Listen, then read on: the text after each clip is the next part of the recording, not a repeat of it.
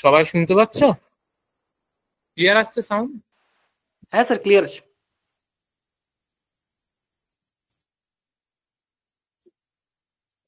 ওকে, আচ্ছা। আজকে কয়েকটা জিনিস তোমাদের একটু বলবো। দেখো, আজকে তো ফার্স্ট ডেমো ক্লাস। তা এখানে আমাদের, তোমরা সবাই যারা আছো এই ডেমো ক্লাসটায়, প্রত্যেকেই আপকামিং যে গ্রুপ সি এবং group D school service commission যেটা নেবে, সেটার তোমরা ফর্ম ফিল আপ করবে। নোটিফিকেশন খুব তাড়াতাড়ি বেরোবে। এবার একটা জিনিস সবাইকে আমি বলবো যে দেখো, এই যে পরীক্ষাটা কিন্তু কিন্তু তাড়াতাড়ি হবে, খুব ফাস্ট পরীক্ষা হবে। রিক্রুটমেন্ট প্রসেসটাও তোমরা দেখেছো, তাড়াতাড়ি হওয়ারও একটা চান্সেস খুব আছে। এবং সিলেবাসটাও কিন্তু খুব ছোট, ঠিক আছে, ভীষণ সহজ সিলেবাস। এবং সিলেবাসটায় তোমরা দেখবে যে আমি সিলেবাসটা নিয়ে আলোচনা করব, সেই সিলেবাসটায় কিন্তু এমন কিছু কঠিন বিষয় নেই জিকে পোর্শনটায় যে তোমাকে অনেকটা বিশাল কিছু পড়তে হবে। কারণ খুব রিল্যাক্স ওয়েতে আমরা যদি পড়িও, আমি সাজেস্টিভ ওয়েতে তোমাদের গাইড করে দেবো যে কোন পোর্শনটা পড়বো, কোন পোর্শনটা পড়বো না। কারণ আজকে আমরা প্রিভিয়াস ইয়ারের কোশ্চেন গুলো নিয়ে তোমাদের সঙ্গে দেখাবো যে স্ট্যান্ডার্ড অফ কোশ্চেনটা কি হয়, ঠিক আছে, বা আপকামিং দিনে কি স্ট্যান্ডার্ড অফ কোশ্চেন হতে চলেছে। এই বিষয়টা কিন্তু দেখার বিষয় আছে। কারণ আমি সবসময় একটা স্ট্র্যাটেজিতে চলি এবং আমার ছাত্রছাত্রীদের একটা জিনিস বলি যে তোমরা কোনো পরীক্ষা দেবার আগে বা বসার আগে সেই পরীক্ষার প্রিভিয়াস ইয়ারের কোশ্চেনকে আগে ট্যালি করো। কেন? কারণ তাতে এটা ট্যালি করলে এটা বোঝা যায় যে কোন সাবজেক্টটাকে আমাকে বেশি গুরুত্ব দিতে হবে, কোন সাবজেক্টটাকে আমাকে কম গুরুত্ব দিতে হবে। এই ভাবনাটা কিন্তু সবসময় তোমরা রাখবে। ওকে, সো একটা জিনিস তোমাদের, এইটা হচ্ছে তোমাদের ফার্স্ট প্ল্যান। দ্বিতীয় প্ল্যানটা কি, যে আমরা শর্ট আউট করে নেওয়ার পরে, কারণ আমি যখন তোমাদের পিডিএফ গুলো পরপর দেখাবো যে কিভাবে জিকে পড়তে হয়, বা আমরা প্রিভিয়াস ইয়ারকে যখন আজকে দেখব, এবং পরবর্তীকালে আমরা ক্লাসে এই জিনিসগুলো সলভ করবো যে কিভাবে কমন পাবো, যে স্ট্যাটিক জিকে কিভাবে কমন পাবো। কারণ মাথায় রাখবে, যারা হয়তো এখানে ক্লাস করছো অনেকেই আছো যারা হয়তো পিএসসি ক্লার্কশিপ দিয়েছো। এখানে কেউ আছো যে প্রিভিয়াস পিএসসি ক্লার্কশিপের টিলি দিয়েছো? কেউ আছো? হ্যাঁ স্যার, দিয়েছি। আর কেউ এখানে যে কজন আছো তার মধ্যে কেউ আছে যে বিএসসি ক্লার্কশিপ দিয়েছো? ওকে ওকে, আচ্ছা, ওকে, আচ্ছা। তা একটা জিনিস নিশ্চয়ই তোমরা পিএসসি ক্লার্কশিপ পরীক্ষাটা দিয়ে দেখেছো যে কোশ্চেন স্ট্যান্ডার্ড কিন্তু little bit high clerkship standard before previous ইয়ারের তুলনায়। কারণ 4টে শিফটে কোশ্চেন হয়েছিল এবং সেখানে প্রতিটা শিফট যত এগিয়েছে কোশ্চেনের স্ট্যান্ডার্ড তত বেড়েছে। এবং প্রতিটা স্ট্যান্ডার্ডই কিন্তু অন অ্যান অ্যাভারেজ একটা মডারেট টু হার্ড লেভেলেই ছিল, তোমরা সবাই সেটা জানো। এবার আমার বক্তব্য হচ্ছে, তোমরা কিন্তু খবরদার ভাবেই এই পিএসসি ক্লার্কশিপের কি স্ট্যান্ডার্ড হয়েছে স্যার, এই স্ট্যান্ডার্ডটা কি ডাব্লিউবিএসএসসি সিডি তেও থাকবে? না, তা কখনোই থাকবে না, একেবারেই থাকবে না। কারণ এইটার কন্ডাক্ট করছে কিন্তু পিএসসি। সো পিএসসি যেটা কন্ডাক্ট করছে সেই পরীক্ষাটার লেভেল, আর ডাব্লিউবিএসএসসি যেটা কন্ডাক্ট করছে, মানে পিএসসি যে পরীক্ষা কন্ডাক্ট করে তার যে লেভেল এবং ডাব্লিউবিএসএসসি যেটা কন্ডাক্ট করছে তার লেভেল, দুটোর মধ্যে কিন্তু হেল অ্যান্ড হেভেন ডিফারেন্স আছে। এইটা বুঝতে পারলে তোমার কিন্তু পরীক্ষার প্রিপারেশনটা উইদিন 3 to 4 মান্থস এর মধ্যে হয়ে যাবে। আর যদি তুমি এটা ভেবে থাকো যে আমাকে প্রচুর কিছু পড়তে হবে, অনেক কিছু পড়ে তারপরে আমি পরীক্ষাটা দিতে যাব, তাহলে কিন্তু বিষয়টা পুরো গুলিয়ে যাবে। আলটিমেটলি তোমার কিন্তু রেজাল্টটা ভালো হবে না, পাসও করতে পারবে। আমি এবার আস্তে আস্তে তোমাদের প্রথমে দেখাবো যে প্রথমে আমাদের নাম্বার ডিভিশনটা কিভাবে আছে, সেটা আমি তোমাদের দেখাবো। স্ক্রিনটা আমি শেয়ার করছি, সবাই আশা করি দেখতে পাবে। একটু ওয়েট করো।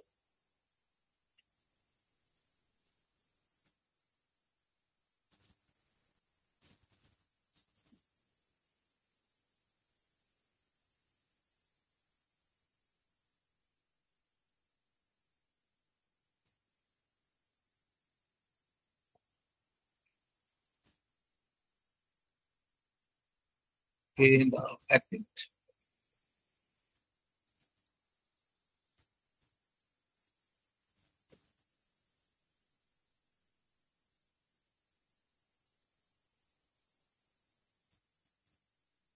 সবাই একটু ওয়েট করো, আমি দেখাচ্ছি।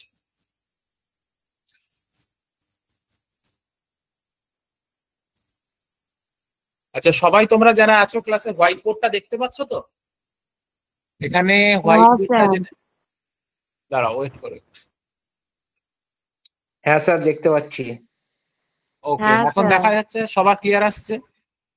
হ্যাঁ স্যার, দেখা যাচ্ছে।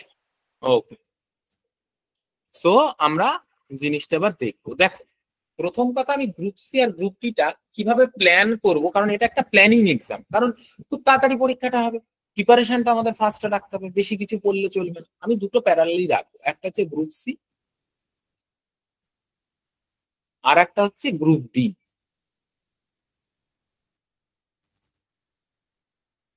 এবার তোমরা নিশ্চয়ই এই বিষয়টা জানো যে গ্রুপ সির যে পোর্শনটা থাকে সেখানে আমরা দেখেছি যে পরীক্ষাটা কিভাবে হবে সেইটা নিয়ে যদি আমরা দেখি, তাহলে আমরা দেখতে পাই যে এই পরীক্ষাটা কিন্তু 60 মার্কসের হয়েছে প্রিভিয়াস ইয়ার, আর এই পরীক্ষা হয়েছে 45 মার্কসের। এবার কি হচ্ছে, এই 60 মার্কসটাকে ভাঙছে কিভাবে? আমরা দেখতে পাচ্ছি চারটে ফরম্যাটে 15 15 15 করে।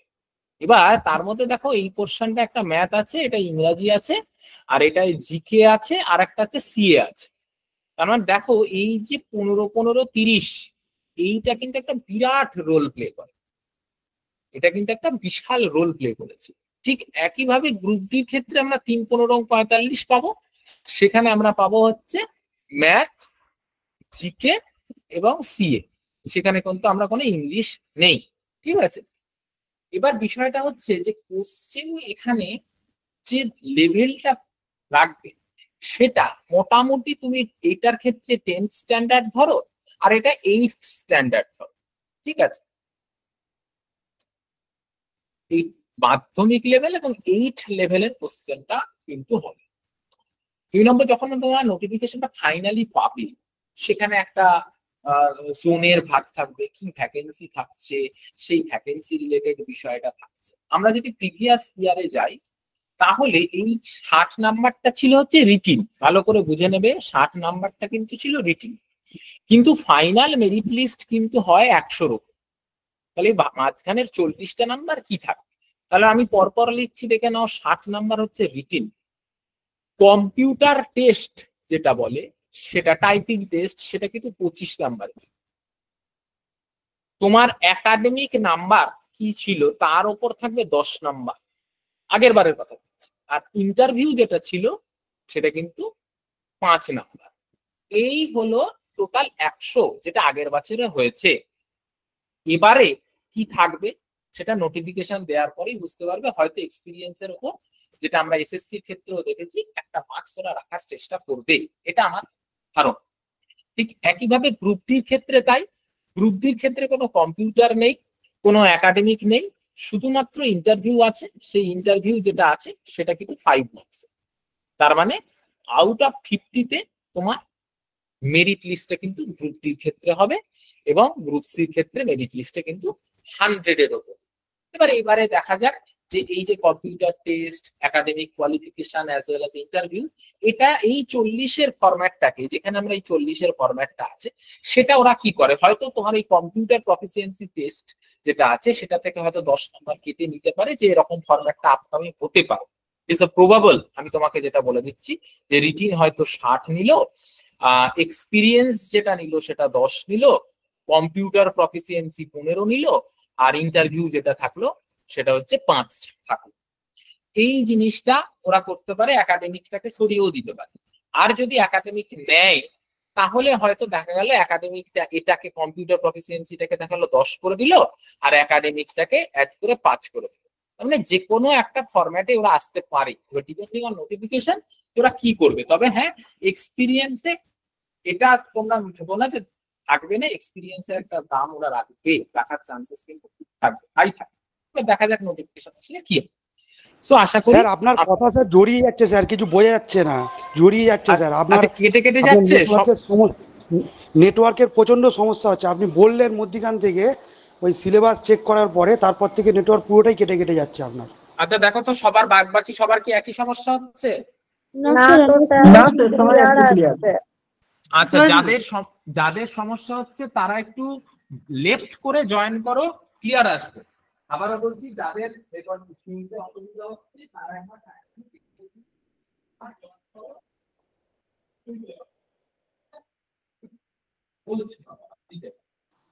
আচ্ছা, এবার চলে আসি নেক্সট কোশ্চেন। দেখো, একটু জিজ্ঞাসা ছিল। হ্যাঁ বলো বলো, একজন একজন করে সবাই বলবে। হ্যাঁ, আমি সবাইকে বলো, কে বলছো? স্যার আমি প্রথমে বলছিলাম স্যার, যারা ধরুন নতুন ফ্রেশার্স পরীক্ষা দিচ্ছে সেক্ষেত্রে স্যার ওই এক্সপিরিয়েন্সটা মানে কিভাবে ধরবে, তাদের কি ওটা জিরো হয়ে যাবে? দেখো, এক্সপিরিয়েন্সটা তো জিরোই থাকবে, কারণ এটা নিয়ে তোমরা নিশ্চয়ই জানো, এটা তো এখানে লুকোছাপার বিষয় না যে এই ডাব্লিউবি, এই যে আমাদের স্কুল সার্ভিসের যে পরীক্ষাটা, নোটিফিকেশনটা 16 তারিখ থেকে ফর্ম ফিল আপ শুরু হয়েছে গতকাল। তো তোমরা নিশ্চয়ই জানো সেখানেই 10 নাম্বার মার্কস রেখেছে। ঠিক আছে, তোমরা সবাই এটা জেনেছো নিশ্চয়ই, এটা সব জায়গায় ইউটিউব থেকে, খবর থেকে সব জায়গায় হয়েছে, এবং এটা নিয়ে কেসও হয়েছিল, সেটা কিন্তু হস্তক্ষেপ করা হয়নি, এবং সেটাই নোটিফিকেশনটাই কন্টিনিউ চলছে, নাহলে তার ফর্মটা বেরোতো না, ফর্ম ফিল আপ হতো না।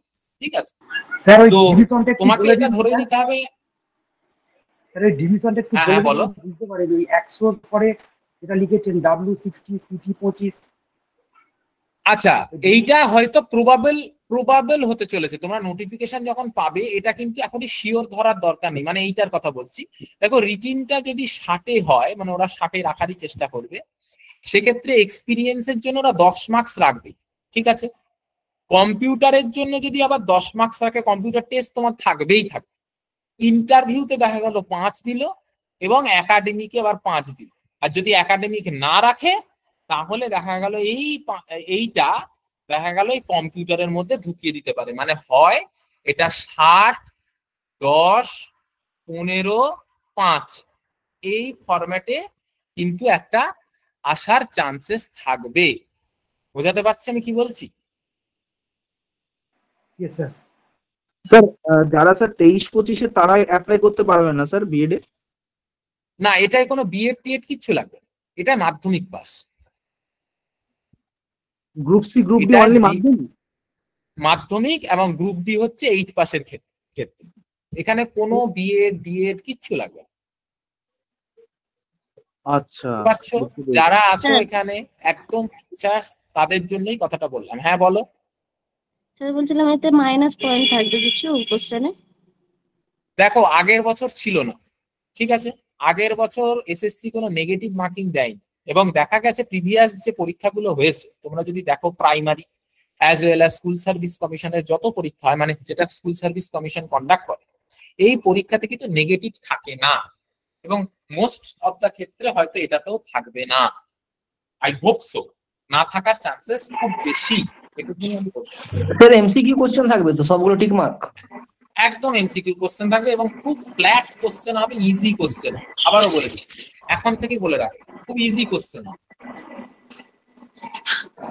তাহলে এটাতে মানে বাদ কিভাবে দেবে? ধরুন কেউ মানে যদি এত সহজ করে দেয়, নেগেটিভ নেই, তারপর কোশ্চেন সোজা, তারপর নাম্বারটাও কম। ন্যাচারালি ওরা কিন্তু যা ভ্যাকেন্সি থাকে, সেই ভ্যাকেন্সি দেখা গেল প্রায় 15 টাইমস 15 টাইমস কিন্তু একটা ডাকাত থাকে, 10 to 15 টাইমস। কারণ তুমি এই 60 পাওয়ার পরেও তুমি একটা ভালো করে বোঝো, যাদের এক্সপিরিয়েন্স নেই, এখানে কেউ আছো যারা গ্রুপ সি কর্মরত ছিলে অতীতে স্কুলে, যে এখন বর্তমানে বেরিয়ে গেছো বা চাকরি তোমাদের চলে গেছে, এরকম কেউ কি আছো এখানে? আছো? হোপফুলি নেই, যদি থাকে বলতে পারো। তাহলে আমি ধরে নিলাম এখানে সবাই ইনএক্সপিরিয়েন্সড। তার মানে তুমি একটা জিনিস ভাবো, এই যে 10 মার্কস এক্সপিরিয়েন্সে থাকবে, এই 10 মার্কসে আমাদের সবারই, যারা এখানে বসে আছো, সবারই 0 থাকছে, এবং যারা এক্সট্রা 10 মার্কস যেটা থাকছে, সেখানে যাদের এক্সপিরিয়েন্স থাকবে, সেটা একটা নির্দিষ্ট রেশিওতে হবে। তোমরা দেখবে এসএসসি নোটিফিকেশনটা খুলবে, তাহলেই দেখতে পাবে ওরা কি রেশিওতে, কত বছরের এক্সপিরিয়েন্স থাকলে 10-এ কত পাবে, এই রেশিওটা ওরা রেখেছে, যে 10-এ 10 পেতে গেলে কত বছরের এক্সপিরিয়েন্স দরকার, এরকম একটা এক্সপিরিয়েন্স ওদের আছে। ঠিক আছে, একটা বার আছে। তাই জন্য যারা ফ্রেশার্স আছে, তোমাদের অ্যাজ মাচ অ্যাজ পসিবল দুটো জায়গা আমি বলে রাখছি, এখানে হতাশ হয়ে স্যার হবে না এই ব্যাপারটা রেখুন। কেন? এটা আমার জন্য বলছি না, এটা প্র্যাকটিক্যাল কথা বলছি। এটা ভেবো না যে কোনো গল্প কথা বলছি, যে হ্যাঁ স্যার পড়ানোর জন্য কথাটা বলছে, এটা কোনো পড়ানোর বিষয় নয়। যাতে তোমরা নেগেটিভ না ভাবো, প্র্যাকটিক্যাল জায়গা থেকে আমি কথাটা বলছি, দেখলে বুঝতে পারবে আমি যেটা লিখছি। ধরো তুমি এই 60 নাম্বারটা পাবে, ভালো করে বোঝো, এই 60 তোমার রিটিন আছে। প্রথম কথা, নেগেটিভ নেই, আগের বছরও ছিল না, হোপফুলি এবারও থাকবে। তোমরা যারা প্রাইমারি পরীক্ষা দিয়েছো অতীতে, তোমরা জানো যে সেখানে কোনো নেগেটিভ থাকে, তাই এসএসসি কন্ডাক্ট বা প্রাইমারি কন্ডাক্ট করা পরীক্ষায় নেগেটিভ থাকে। তোমার এখানে আমি তোমাকে বলছি, তোমরা যদি ঠিকঠাক প্রিপারেশন নাও, খুব প্রেশারাইজ ভাবে, যে একদম মন দিয়ে খুব সিস্টেমেটিক ওয়েতে প্রিপারেশন নাও, 45 বা 60 যেটাই হোক, সেটাতে চেষ্টা করো অন্তত পক্ষে 55 রাখা, মানে 50 থেকে 55 মিনিমাম। এবং এটা তোমার শুনে অবাক লাগছে যে স্যার এত নাম্বার বলছে, অবাক হওয়ার কিছু নেই।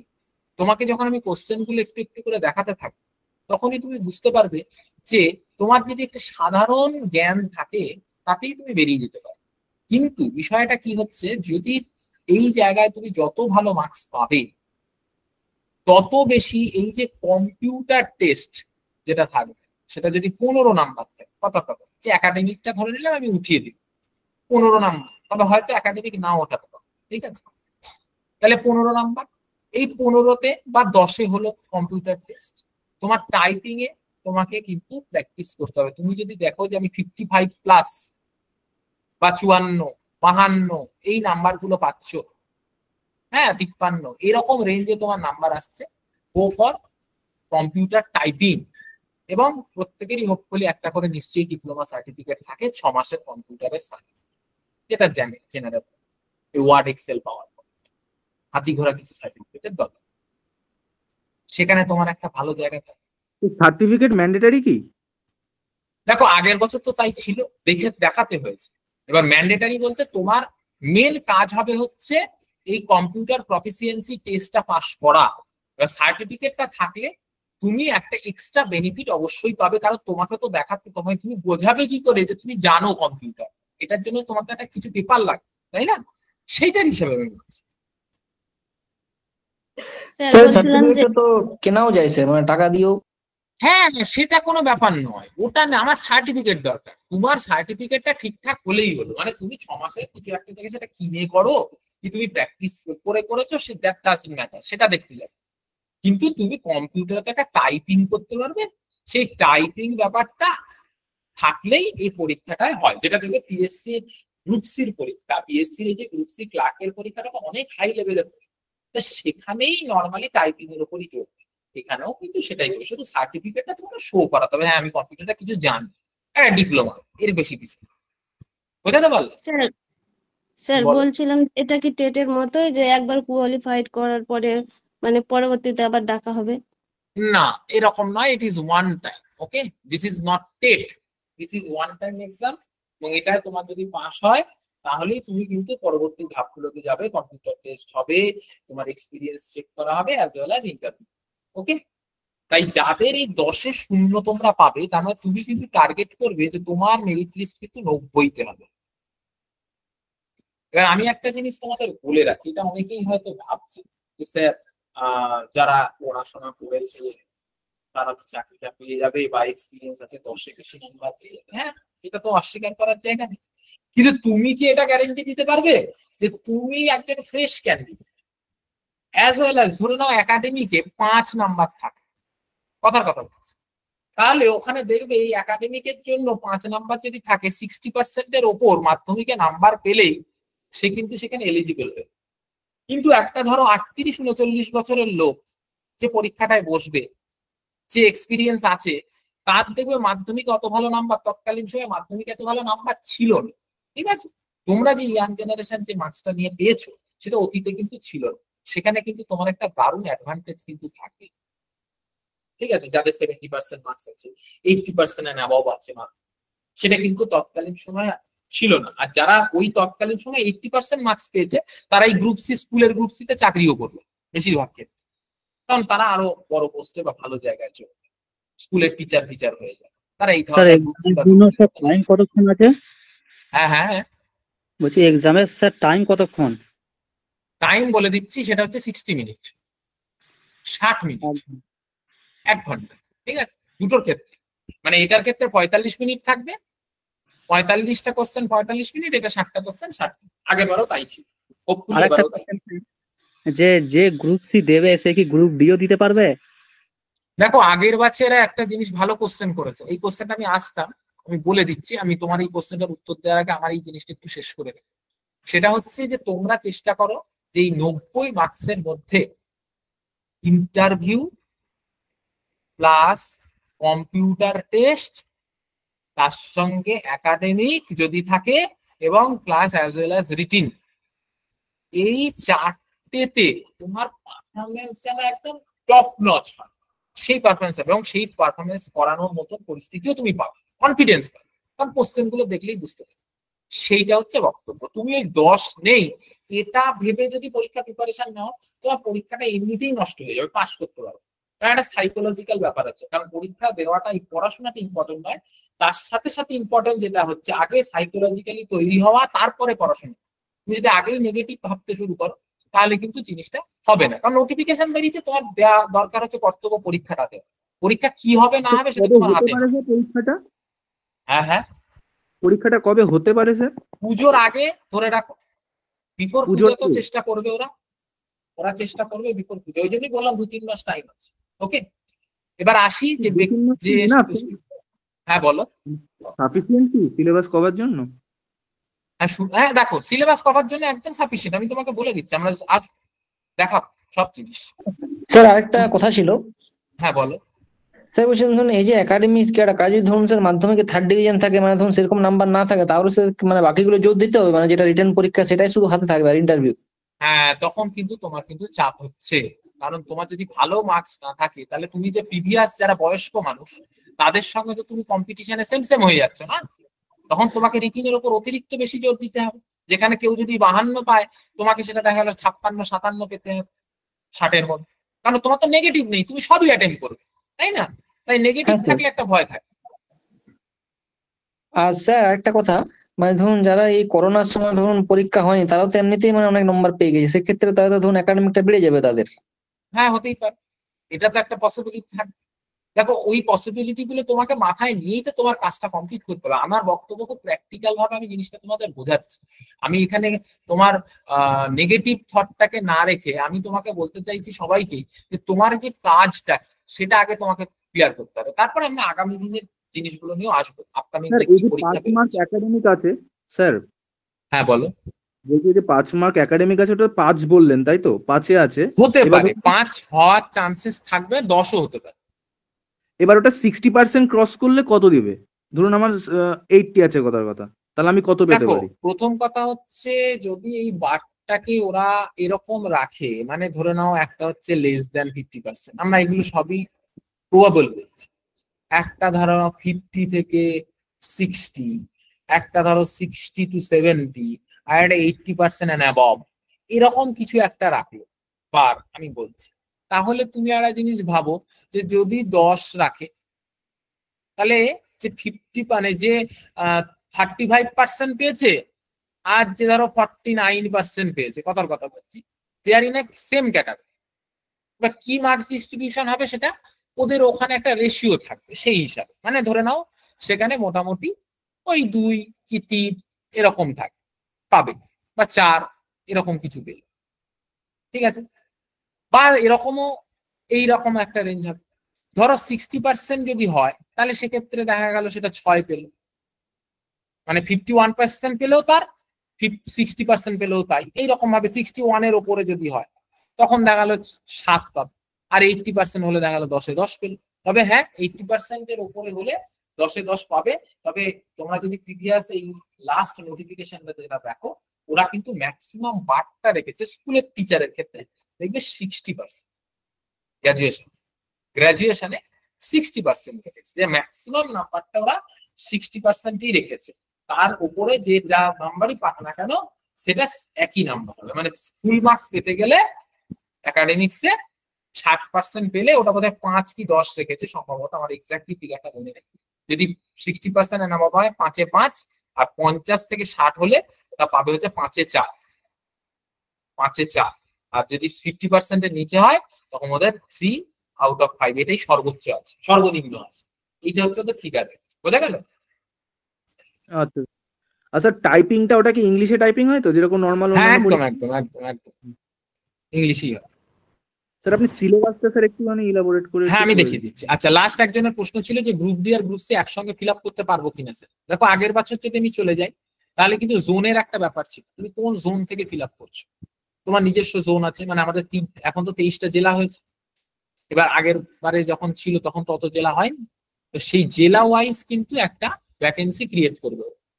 এবার ন্যাচারালি আগের বারে কি হয়েছিল যে যে জোন থেকে দেখা গেল তুমি সেম জোনে পরীক্ষা দিয়ে কম্পিটিশনটা বেড়ে যেত, তাই জন্য অনেক ক্ষেত্রে ওরা দেখা গেছে বহু ক্যান্ডিডেট যে গ্রুপ সি যে জোনে ফিল আপ করেছে নিজের ডিস্ট্রিক্টে ফিল আপ করলো, বা গ্রুপ ডিটা নিজের জন্য ফিল আপ করলো, গ্রুপ সিটা দেখা গেল যেখানে একটু ভালো ভ্যাকেন্সি আছে বা কম্পিটিশন তুলনামূলক কম, সেই সব জোনটায় তারা ফিল আপ করছে। তুমি একসঙ্গেও করতে পারো, সেটা নিয়েও কোনো অসুবিধা নেই।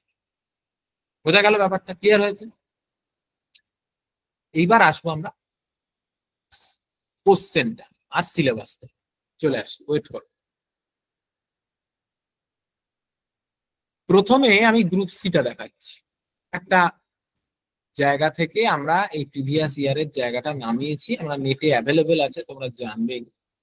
আমি জেনারেল নলেজের জায়গাটা আসি, দেখতেই পাচ্ছ 15টা কোশ্চেন আছে, নিশ্চয়ই সবাই দেখতে পাচ্ছ যে 15টা কোশ্চেন এখানে আছে। এবার প্রথমে আমি একটা জিনিস তোমাদের বলি, এটা হচ্ছে জিকে, ঠিক আছে? জিকের পরে আমরা যদি একটু নিচে নামি, আমি সব কোশ্চেন গুলো নিয়ে বলবো। দেখো একটু নিচে নামলে কারেন্ট অ্যাফেয়ার্সটা বল। এবার তুমি ভালো করে লক্ষ্য করবে, এই যে কারেন্ট অ্যাফেয়ার্সটা বলছে, দিচ্ছে কারেন্ট অ্যাফেয়ার্স, মানে সিলেবাসে আছে কারেন্ট অ্যাফেয়ার্স, ভালো করে বুঝবে। কিন্তু আসছে কি, আনন্দমঠ গ্রন্থের লেখক কি, দিচ্ছে কি, এদের মধ্যে কোন দেশে গ্রীষ্মকালে খ্রিসমাস পালন করা হয়, দিচ্ছে কি 2 বছর আগের কারেন্ট অ্যাফেয়ার্স, যে 2014 সালে মরণোত্তর ভারতরত্ন পুরস্কার কাকে দেওয়া হয়েছে, এইটা একটা সেই তৎকালীন সময়ের একটা কারেন্ট অ্যাফেয়ার্স ধরে নিতে পারি, বাকি উপরের দুটো কারেন্ট অ্যাফেয়ার্স নয়। আচ্ছা, 2014 সালের সেই সময় তেলেঙ্গানা রাজ্য গঠন করা হয়েছিল, সেই কোশ্চেনটা দিয়েছে। আপেক্ষিকতাবাদ তত্ত্ব কার সাথে জড়িত, এটা কারেন্ট অ্যাফেয়ার্স নয়, ঠিক আছে? দেখো আবার আসি, 26শে নভেম্বর 2014 সার্কের শীর্ষ সম্মেলন, 13ই আগস্ট 2014 পরিকল্পনা কমিশনের বদলে কি হয়, ঠিক আছে, যেটা তৎকালীন সময় আমরা নীতি আয়োগ দেখেছিলাম, এইটা। স্যার লেখাটা একটু বড় করবেন। আচ্ছা বড় করে দিচ্ছি, দেখা যাচ্ছে এবার ক্লিয়ার আসছে সবার? দেখো ক্লিয়ার আসছে? আচ্ছা দেখো এই যে কোশ্চেন আমি তোমাকে বলছি, দেখো এই যে কোশ্চেনটা ভালো করে বুঝবে। দেখো এই কোশ্চেনটা তোমাদের আজকের ডেটেও ইজি কোশ্চেন। আমি তোমাকে এটুকুনি গ্যারেন্টি দিতে পারি, তৎকালীন সময়ে এই কোশ্চেনটাও কিন্তু ইজি কোশ্চেনই ছিল, ঠিক আছে? কারণ এই যে স্ট্যাটিক ওরিয়েন্টেড কোশ্চেন, আমি কেন বললাম এই কোশ্চেনটা সোজা হবে, প্রিভিয়াস ইয়ার দেখলে আমি একটা ধারণা পাবো না যে আমি কোন জায়গাটা পড়বো, কোন কারেন্ট অ্যাফেয়ার্সটা পড়বো। দেখো বলছে 15 নাম্বার কারেন্ট অ্যাফেয়ার্স, কিন্তু দেবে তোমাকে আমি বলতে পারি খুব বেশি হলে 7-8টা কোশ্চেন। দেখো এটা কি তোমার মনে হয় কারেন্ট অ্যাফেয়ার্স এর কোশ্চেন? না, এটা একটা স্ট্যাটিক ডিফেন্সের কোশ্চেন, ঠিক আছে? একটা ডিফেন্সের ওপর বেস করে কোশ্চেন। আচ্ছা দেখো কোন দেশে 13তম মুখ্য বন্দর হতে চলেছে, তৎকালীন সময়ের ভূগোল রিলেটেড একটি কারেন্ট অ্যাফেয়ার্স রিলেটেড কোশ্চেন। কিন্তু রজার ফেডেরার কার সাথে যুক্ত, এটা কি কারেন্ট অ্যাফেয়ার্স? রজার ফেডেরার তো কবে থেকে খেলে, তাহলে তোমাকে বুঝতে হবে কোনটা স্ট্যাটিক। তার মানে এটাকে আমরা কিভাবে লিখবো যখন আমরা বাড়িতে পড়বো, এটা স্ট্যাটিক, এটা সিএ, এইভাবে পাশে কোশ্চেন গুলো মার্ক করবে আমি যেভাবে বলছি। দ্বিতীয় দেখো নাসার মহাকাশযান যেটি বৃহস্পতির চাঁদে প্রদক্ষিণ করছে তার নাম কি, এই যে কোশ্চেনটা এটাও কিন্তু তৎকালীন সময় কারেন্ট অ্যাফেয়ার্স রিলেটেড বিষয় না, এটা কিন্তু অনেকদিন আগেই রওনা দিচ্ছে, ঠিক আছে? তার মানে এটা আমরা কি দেখলাম, এটাও কিন্তু স্ট্যাটিক রিলেটেড কোশ্চেন। এবার সাবজেক্টে আসবো, স্ট্যাটিক জিকে লিখে লেখা। যে কোন সাবজেক্ট সেগুলোও পড়ো। মহেঞ্জোদারো ধ্বংসাবশেষ কি আবিষ্কার করেছে, দেখো কারেন্ট অ্যাফেয়ার্স এর মধ্যে দিয়েছি ইতিহাসের কোশ্চেন, তাহলে এটাও তো আমার হিস্ট্রির কোশ্চেন হয়ে গেল। তার মানে বলছে কারেন্ট অ্যাফেয়ার্স, কিন্তু অরিজিনালি কারেন্ট অ্যাফেয়ার্স দিচ্ছে কতটুকু। এবার দেখো সর্বশেষ গঠিত ভারতীয় রাজ্য কোনটি, এটাও তো একটা ভূগোলের কোশ্চেন, কিন্তু হয়েছে তো বহু যুগ আগে, কিন্তু দিচ্ছে 2013-14-15 সালের সময় দিচ্ছে, 15-16 সালে সম্ভবত কোশ্চেন। তার মানে এটাও স্ট্যাটিকের মধ্যে পড়ে। তাহলে এটা কিন্তু খুব সাবধান থাকতে হবে যে প্রিভিয়াস ইয়ার গুলো। দেখো আমি আবার একটা 29 নাম্বার কোশ্চেনে চলে আসি, ভারতের জাতীয় পাখি কি। হ্যাঁ, এই যে কোশ্চেনটা, তোমার মনে হয় এইসব কোশ্চেন গুলো যে তৎকালীন সময় দিয়েছিল, যে এইসব কোশ্চেন গুলো একটু পড়াশোনা করলে, একটু সাধারণ পড়াশোনা করলে কিন্তু পাওয়া যায়। তোমাদের মনে হতে পারে স্যার এখন কি দেবে, দেখো এখনকার দিনে যেটা ইজি সেই লেভেলেই দেবে, কারণ পরীক্ষাটা হচ্ছে তো একটা কোর্টের নির্দেশের উপর বেস করে। তাই as much as possible recruitment করানোটা কিন্তু সরকারের একটা নৈতিক দায়িত্বের মধ্যে পড়বে। এমনি নর্মালি তোমরা জানো কি কি কারণে পরীক্ষাটা হচ্ছে, কয়েকটা কন্ট্রোভার্সিয়াল ইস্যু।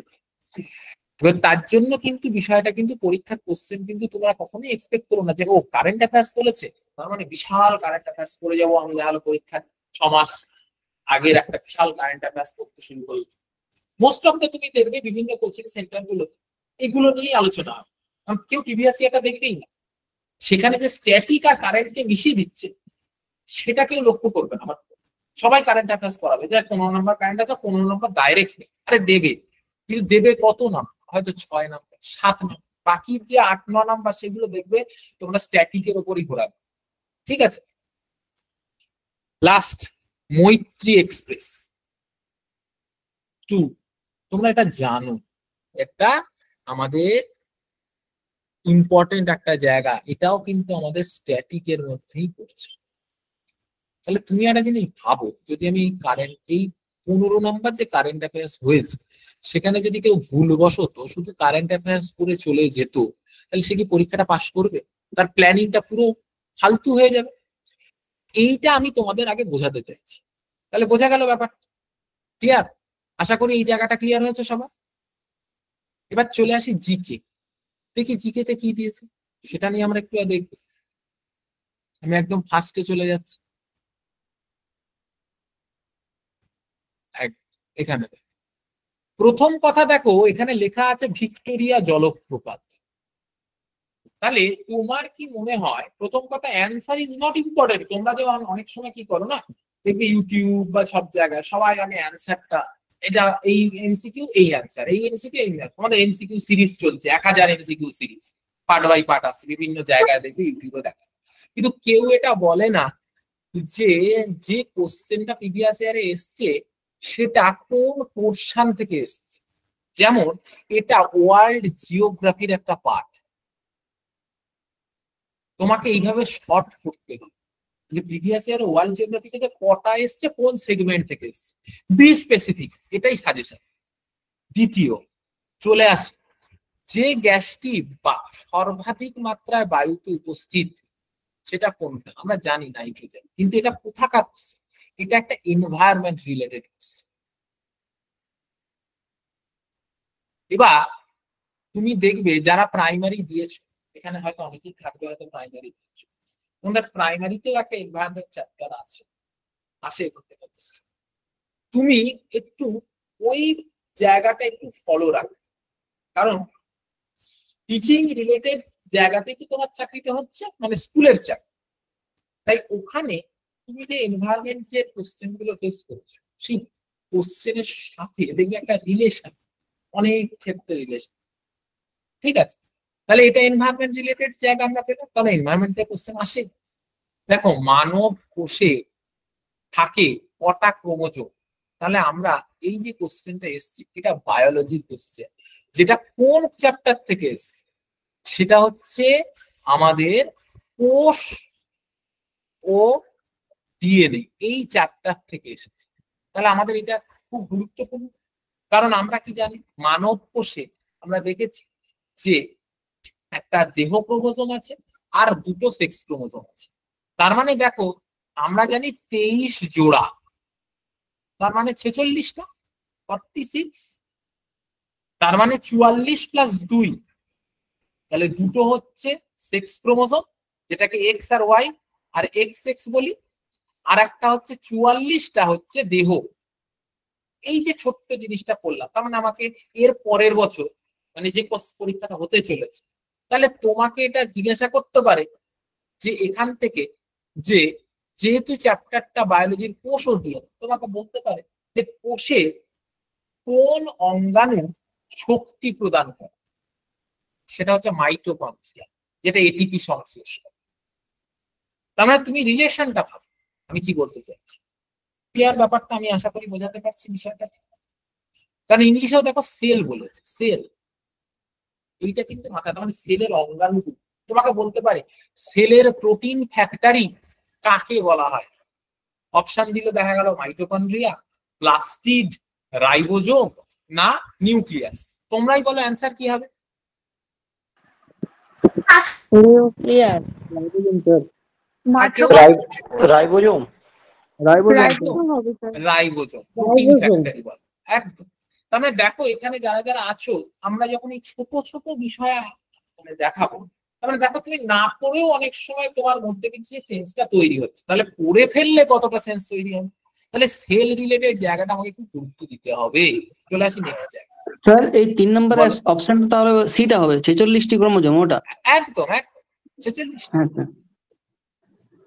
আচ্ছা আচ্ছা স্যার, এরকম একটা কোশ্চেন পেয়েছিলাম মানে একটা অন্য পরীক্ষাতে কেপিএসআই তে। একদম, কারণ আমি তোমাকে দেখো, আমি তোমাদের একটা জিনিস বলি, হয়তো এটা ইন্টারাপ্ট মনে হতে পারে যে স্যার রিদিমটা নষ্ট হলো, কিন্তু একটু একটা জিনিস বলে রাখি। তোমরা যারা এখানে আজকে ডেমো ক্লাসটা করছো, এটা আমার ব্যক্তিগত একটা ওপিনিয়ন। তোমরা না যারা যে যে টার্গেট গুলো আছে, like PSC clerkship, constable, KP constable, as well as SI, পুলিশের এসআই, এই যে ক্যাটাগরির পরীক্ষাগুলো হয়, ফুড এসআই যেটা হয়ে গেছে অতীতে, হ্যাঁ, বা অনেক সময় ফরেস্টের গার্ড নিয়োগ হয়, এই ধরনের যে ক্যাটাগরির পরীক্ষা, এই পরীক্ষাগুলোকে একটা এক ছাতার তলায় আমাদের ভবিষ্যতে আনতে হবে। মানে প্রিপারেশনটা এমন লেভেলে আমাকে নিয়ে যাব যাতে 10 স্ট্যান্ডার্ড লেভেলের বা 12 স্ট্যান্ডার্ড লেভেলের যা যা পরীক্ষা হয় সেগুলোর জন্য আমার একটাই সিঙ্গেল প্রিপারেশন, যে পরীক্ষা বেরোলো তাহলে আমি প্রিপারেশন নিলাম, পরীক্ষা বেরোলো না আমি প্রিপারেশন নিলাম না। এই পদ্ধতিতে যেও না বলো, তাহলে কিন্তু জীবনে চাকরি হবে পরিষ্কার হবে। 2 নম্বর, চাকরি তো দূরের কথা, পাশই হবে। চলে আসি নেক্সট। দেখো ঝুম, এটাও একটা জিওগ্রাফি রিলেটেড। সেটা স্ট্যাটিকের মধ্যে পড়ছে তো স্যার। হ্যাঁ, কিন্তু বিষয়টা হচ্ছে দেখো, এটা স্ট্যাটিক আমরা বলি, সবই তো স্ট্যাটিক, তোমাকে যা যা দেখাচ্ছি বেশিরভাগই স্ট্যাটিক। সেটা ফোক ড্যান্সের মধ্যে পড়ছে তো। না, চাষের পদ্ধতি হবে একদম ডি এর টার্ম স্যার, ডি। চাষের পদ্ধতি আমার ভুল, আমার ভুল। একটা ওটা চাষ, কিন্তু নর্থ তাহলে দিকে না। কি চাষ ভালো করে বোঝো। দেখো কিরকম বুদ্ধিমত্তার কোশ্চেন, কেন খুব বুঝবে কোশ্চেন। প্রথম কথা হচ্ছে এই চাষের যে পদ্ধতি, এটা কারা করে? এটা পাহাড়ি অঞ্চলে যারা করে তারা হচ্ছে উপজাতি, উপজাতি সম্প্রদায়ের লোক এই চাষটা করে। চাষটা কি এক জায়গায় করলো, তারপরে সেখান থেকে তারা যখন মুভ করে সেই জায়গাটা পুড়িয়ে নষ্ট করে দিয়ে তারপর আর এক জায়গায় যাচ্ছে, শিফট করছে। দ্যাট ইজ শিফটিং কালচার বা শিফটিং এগ্রিকালচার পদ্ধতি। বোঝা গেল ব্যাপারটা? তার মানে এই উপজাতি অপশনটা রাখলো কেন? হ্যাঁ বলো বলো। এটা কি স্ল্যাশ এন্ড বার্ন এগ্রিকালচার বলছে? হ্যাঁ হ্যাঁ একদম। এটার সঙ্গে সঙ্গেই আমরা কিন্তু কি হচ্ছে, আমাদের এটা বুঝতে হবে যে এই উপজাতি অপশনটা কেন দিল। কারণ দেখো এটা তো উপজাতিরাই করছে, অনেকে এটা গুলিয়ে ফেলতে পারে, তারা পড়াশোনা করে কিছুই করে না, ক্লাস পরীক্ষাটায় বসে পড়েছে, তারা শুনেছে কোথাও একটা, শুনেছে মুখে মুখে শুনেছে, সে দুম করে হলো ও আচ্ছা এটা এরকম ব্যাপার। হয় তাদের গোলাবে, আমি কোন জায়গায় বলে দিচ্ছি, হয় তারা লোকনৃত্যে লাগাবে, আর না হলে উপজাতির মধ্যে লাগাবে। এই দুটোর মধ্যে তাদের কনফিউশন তৈরি হওয়ার চান্সেস খুব বেশি, কারণ তারা পড়াশোনাই করেন, শুনেছে। আর ঝুমটা দেখে তাদের মনে হবে একটা নৃত্য টিত্য কিছু হবে, নামটার মধ্যে এমন একটা প্রোনাউন্সিয়েশন আছে। আমি যেটা বলছি বোঝাতে পারছি আমি কি বলছি? ক্লিয়ার হচ্ছে সবাই? হ্যাঁ স্যার। হ্যাঁ স্যার। এবার চলে আসো, দেখো ডেট স্যার এই কোশ্চেন গুলো তো শিখে নেবে স্যার, যে কারা প্রিপারেশনে আসে আর কারা এরকম আন্দাজে করছে। একদম এইটার জন্যই তো আমি কথাটা বলছি, কারণ আমরা এই কোশ্চেনটা ট্যালি কেন করবো। তুমি ধরো এখানে অনেকেই আছো, ধরো কনস্টেবলের পরীক্ষা দেবে, তো তুমি প্রিপারেশন নিচ্ছ, তুমি কনস্টেবলে কি করছো, তুমি একটা জায়গায় ভর্তি হচ্ছ, বা দেখা গেল তুমি একটা বই কিনছো, বই কিনে ঝরঝর করে পড়ছো, ও পড়ে কিছুই হবে না, কারণ তোমার মতো সবাই পড়ছে। You become a best strategist. শোনো, চাকরির পরীক্ষায় পাশ করা আর চাকরি পাওয়ার মধ্যে অনেক পার্থক্য। তোমাকে আমি পাশ করাটা আগে ইম্পর্টেন্ট, চাকরি পাওয়াটা অনেক বড় রাস্তা। পাশ করতে গেলে তোমাকে 1% আসতে হবে, তাই 1% হওয়ার জন্য তোমাকে তাকে স্ট্র্যাটেজিস্ট হতে হবে। আমরা কি করি, সবাই আগে বই পড়ি, কেউ এটা দেখি না যে কোশ্চেনটা কোথা থেকে তুলছে, কেন তুলছে, what is the psychology behind the question. এই যে তোমাকে দিয়েছে ধরিত্রী দিবস, কোশ্চেনটা দিয়েছে মানে আর্থ ডে, তোমাকে আমি কি বললাম, দেখো WBSSC বা আমরা যে প্রাইমারি পরীক্ষা দিই, সেখানে বেশিরভাগ ক্ষেত্রে এনভায়রনমেন্ট একটা গুরুত্বপূর্ণ চ্যাপ্টার, পরিবেশ। হ্যাঁ স্যার। তাহলে স্যার একটু পরিবেশ, ইন্টারাপ্ট করলাম স্যার। হ্যাঁ হ্যাঁ স্যার একটা কথা বলতে পারি? তো হ্যাঁ, ব্যাপারটা বলো। হলো যে আপনি তাহলে স্যার কিভাবে মানে আমাদেরকে মানে কি বলবো, মানে কিভাবে তাহলে হেল্পটা করবেন, মানে স্টার্টিংটা কি আপনার, মানে স্ট্র্যাটেজিটা কি হবে আমাদেরকে গাইড করার জন্য? দেখো আমার স্ট্র্যাটেজিতে এই 15 নাম্বার আছে, মানে তোমরা নিশ্চয়ই রিটিনটা দেখেছো, ম্যাডাম তোমাদের সিএ পোর্শনটা যেটা বললাম সেটা দেখবে, আমার ক্ষেত্রে এই পোর্শনটা আছে, তার মানে সাবজেক্টিভ পোর্শন। ঠিক আছে, তোমরা নিশ্চয়ই দেখেছো রুটিনটা, তো তোমরা দেখেছো, সবাই দেখেছো তো? হ্যাঁ স্যার। তা আমার কিন্তু এই 15 নাম্বারের হিসাব আছে, তার মানে তার মধ্যে কি কি পড়ছে, সাবজেক্ট পড়ছে, history, geography, physics, biology, environment, এগুলো দেখছি। আর স্ট্যাটিক এবং কারেন্ট অ্যাফেয়ার্স যেটা তোমাদের দেখালাম সেটা ম্যাডাম দেখালাম। তাই আমার যে হেল্পটা তোমরা পাবে, সেই হেল্পে দেখা যাচ্ছে তোমরা সাবজেক্ট পাবে, সাবজেক্ট। বোঝাতে পারছি আমি কি বলছি? হিস্ট্রি, জিওগ্রাফি, পলিটি, তারপরে হচ্ছে এনভায়রনমেন্ট, অ্যাজ ওয়েল অ্যাজ তার সঙ্গে সঙ্গে বায়োলজি, মানে সায়েন্স, যেটা ধরে নাও সায়েন্স। বোঝাতে পারলাম ব্যাপারটা আমি কি বলছি? স্যার আগের কোশ্চেনের অ্যান্সারটা তাহলে একটি চাষের পদ্ধতি হবে? একদম। আর ইকোনমিক্স থাকবে না? ইকোনমি, দেখো ইকোনমিটাকে আমরা ইকোনমি হিসাবে দেব না, দেব কি, ওটাকে আমরা স্ট্যাটিক ডেটা হিসাবে দেব। মানে তোমাকে একটা স্কিম তুলে দিতে পারে যে কন্যাশ্রী প্রকল্প কত সালে হয়েছে, তাহলে তুমি কি এটাকে ডাইরেক্ট ইকোনমি বলবে? বলবে না, এটা কিন্তু স্ট্যাটিক জিকের মধ্যে। বোঝাতে পারছি আমি কি বললাম? Okay sir. স্যার আরেকটা কথা বলছি, হ্যাঁ। আপনি যে সাবজেক্ট ওয়াইজ বললেন যে না সাবজেক্ট ওয়াইজ আমি করাবো, তাহলে মানে এটা কি একটা সাবজেক্ট ধরুন আপনি একটা ক্লাস করালেন আজকে, মানে আজকে ধরুন সায়েন্সের পোর্শনটা, তোমার কথা কেটে যাচ্ছে, শোনা যাচ্ছে না, একদম শোনা যাচ্ছে না, কিচ্ছু বোঝা যাচ্ছে না। শুনতে পাচ্ছেন স্যার? হ্যাঁ একটু কেটে কেটে আসছে, তুমি লেফট করে আরেকবার জয়েন করো। আচ্ছা আচ্ছা। আর কারো কোনো কোশ্চেন আছে? কবে থেকে স্যার তাহলে হ্যাঁ হ্যাঁ, শুরু করবেন কবে থেকে? তোমরা একটু শান্তনু স্যারের সঙ্গে জিজ্ঞাসা করে নেবে, শান্তনু স্যারের সঙ্গে কথা বলে নেবে যে ব্যাচটা কবে থেকে শুরু হচ্ছে, কারণ আমি কিন্তু সেই সাবজেক্টটুকু নিয়ে আমাকে পড়ানোর নির্দেশ আছে, এই যে পোর্শনটা সেইটা কিন্তু তোমরা তোমাদের আমি করিয়ে দেবো, মানে 15 মিনিটস যেটা আছে। বোঝা গেছে? দেখালে স্যার ভালো হ্যাঁ। হতো। বলো। স্যার বলছিলাম একজন যে একজন করে। জিকেটা আপনি এমন ভাবে তৈরি করাবেন তার মানে যে কোনো পরীক্ষার ক্ষেত্রে মোটামুটি কভার হয়ে যাবে, তাই তো নাকি? দেখো আমি আমার স্ট্র্যাটেজি যেটা তোমাকে বলেছি সেটাই আমি করবো। আমার স্ট্র্যাটেজিতে যে জিকে পোর্শনটা আছে মানে সাবজেক্টিভ, দেখো আমাকে সাবজেক্টিভ জায়গা পড়ানোর কথা বলা হয়েছে, তাহলে history, geography, polity, economy, science, এটা আমি এমন ভাবে তোমাদের প্রিপারেশন দিতে চাইছি দুটো ফেজে। একটা হচ্ছে কুইক ফরম্যাট, ভালো করে বুঝবে, আর একটা ফরম্যাট হচ্ছে লেন্দি ফরম্যাট। মানে একটা হচ্ছে গ্রুপ সি আপকামিং পরীক্ষার জন্য, গ্রুপ সি আর গ্রুপ ডির জন্য সাজেস্টিভ ফরম্যাট, মানে তোমাকে আমি বলে দেবো এইটা এইটা পড়ে যাও, তুমি এইটা এইটাই কমন পাবে। আমি কনফিডেন্টের সাথে বলবো। কেন? কারণ তোমাকে আমি বলবো যে আমার কথা বিশ্বাস করতে হবে না, প্রিভিয়াস ইয়ারের যে কোনো পরীক্ষা খুলে না এই কোশ্চেনটা এসছে কিনা বা এই টপিক রিলেটেড এসছে কিনা দেখে নেবে, ব্যাস। টপিক পড়ো, কোশ্চেন তুমি এমনি কমন পাবে। আর লেন্দি ফরম্যাটে যেটা যাব, যখন আমি লেন্দি ফরম্যাটে পড়াবো তখন তোমাদের কি করবো, যে তোমাদের সমস্ত পরীক্ষা কিন্তু ধীরে ধীরে কভার হয়ে যাবে। এরপরে তোমরা যেরকম যেরকম যাদের সমস্যা হবে আমাকে বলবে, আমার সঙ্গে কন্ট্যাক্ট করবে, আমি তোমাদের হেল্প করবো, কোনো অসুবিধা। হ্যালো হ্যাঁ বলো। আসছে কিন্তু তোমার কথা এত খিসখিস করে আসছে, বোঝাই যাচ্ছে না, হয়তো নেটওয়ার্ক প্রবলেম। তুমি পরে আমার সঙ্গে একটু কন্ট্যাক্ট করে নিও, ঠিক আছে? আচ্ছা আচ্ছা ঠিক আছে ঠিক আছে। আচ্ছা আচ্ছা, আর্থ ডেটা চলে আসে, বসুন্ধরা দিবস। দেখো তার মানে এই যে কোশ্চেনটা আমরা কি দেখতে পাচ্ছি, যে আর্থ রিলেটেড কোশ্চেন, মানে এনভায়রনমেন্ট রিলেটেড কোশ্চেন। তার মানে এই কোশ্চেনটার যে অ্যান্সার সেটা হচ্ছে 22শে এপ্রিল, বসুন্ধরা দিবস। তার মানে তোমার কি মনে হয় যে স্যার এইবারে তো আর্থ ডে এসছে, পরের বারে এনভায়রনমেন্ট রিলেটেড কি দিতে পারে? দেখো ওজোন ডে বলে একটা ডে হয়, ওজোন দিবস, নামটা শুনেছো সবাই? হ্যাঁ স্যার। হ্যাঁ স্যার। বলতে পারবে ওজোন ডে কবে? 16 সেপ্টেম্বর। আর কেউ? একজন বললো, আর কেউ জানো?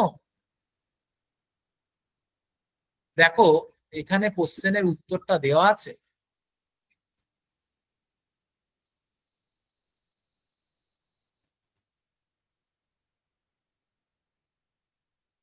বোঝাতে পারলাম? দ্বিতীয় আর একটা কোশ্চেন করছি, এনভায়রনমেন্ট ডে কবে গো? বিশ্ব পরিবেশ দিবস।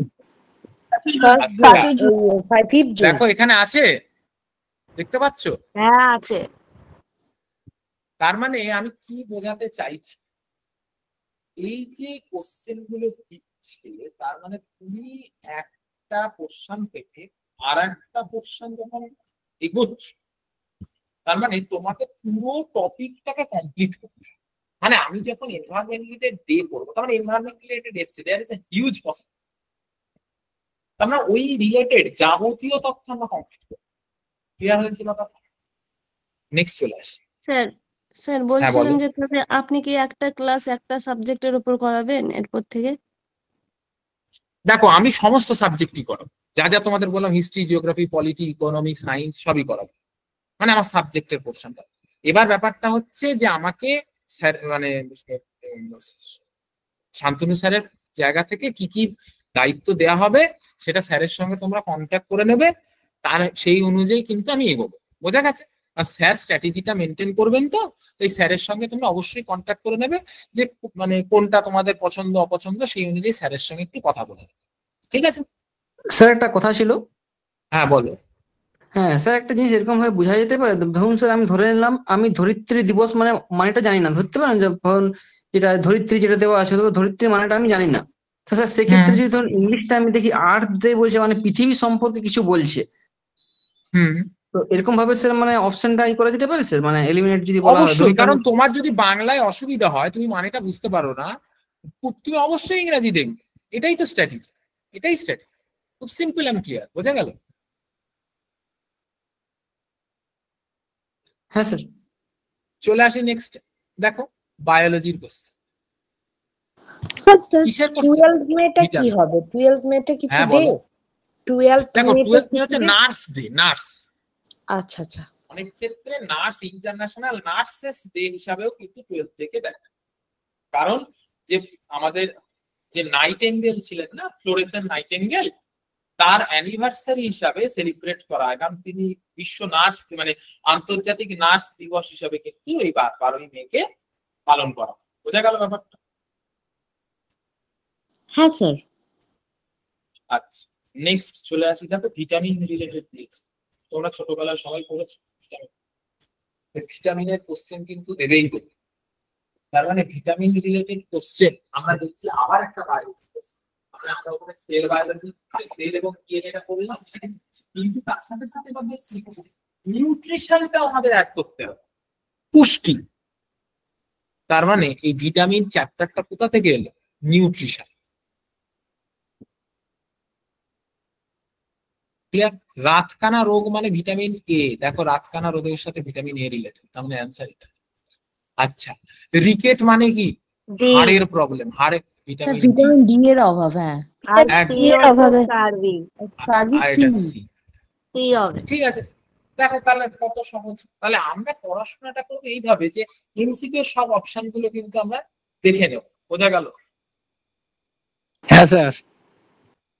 আচ্ছা নেক্সট চলে আসে। নেক্সট দেখো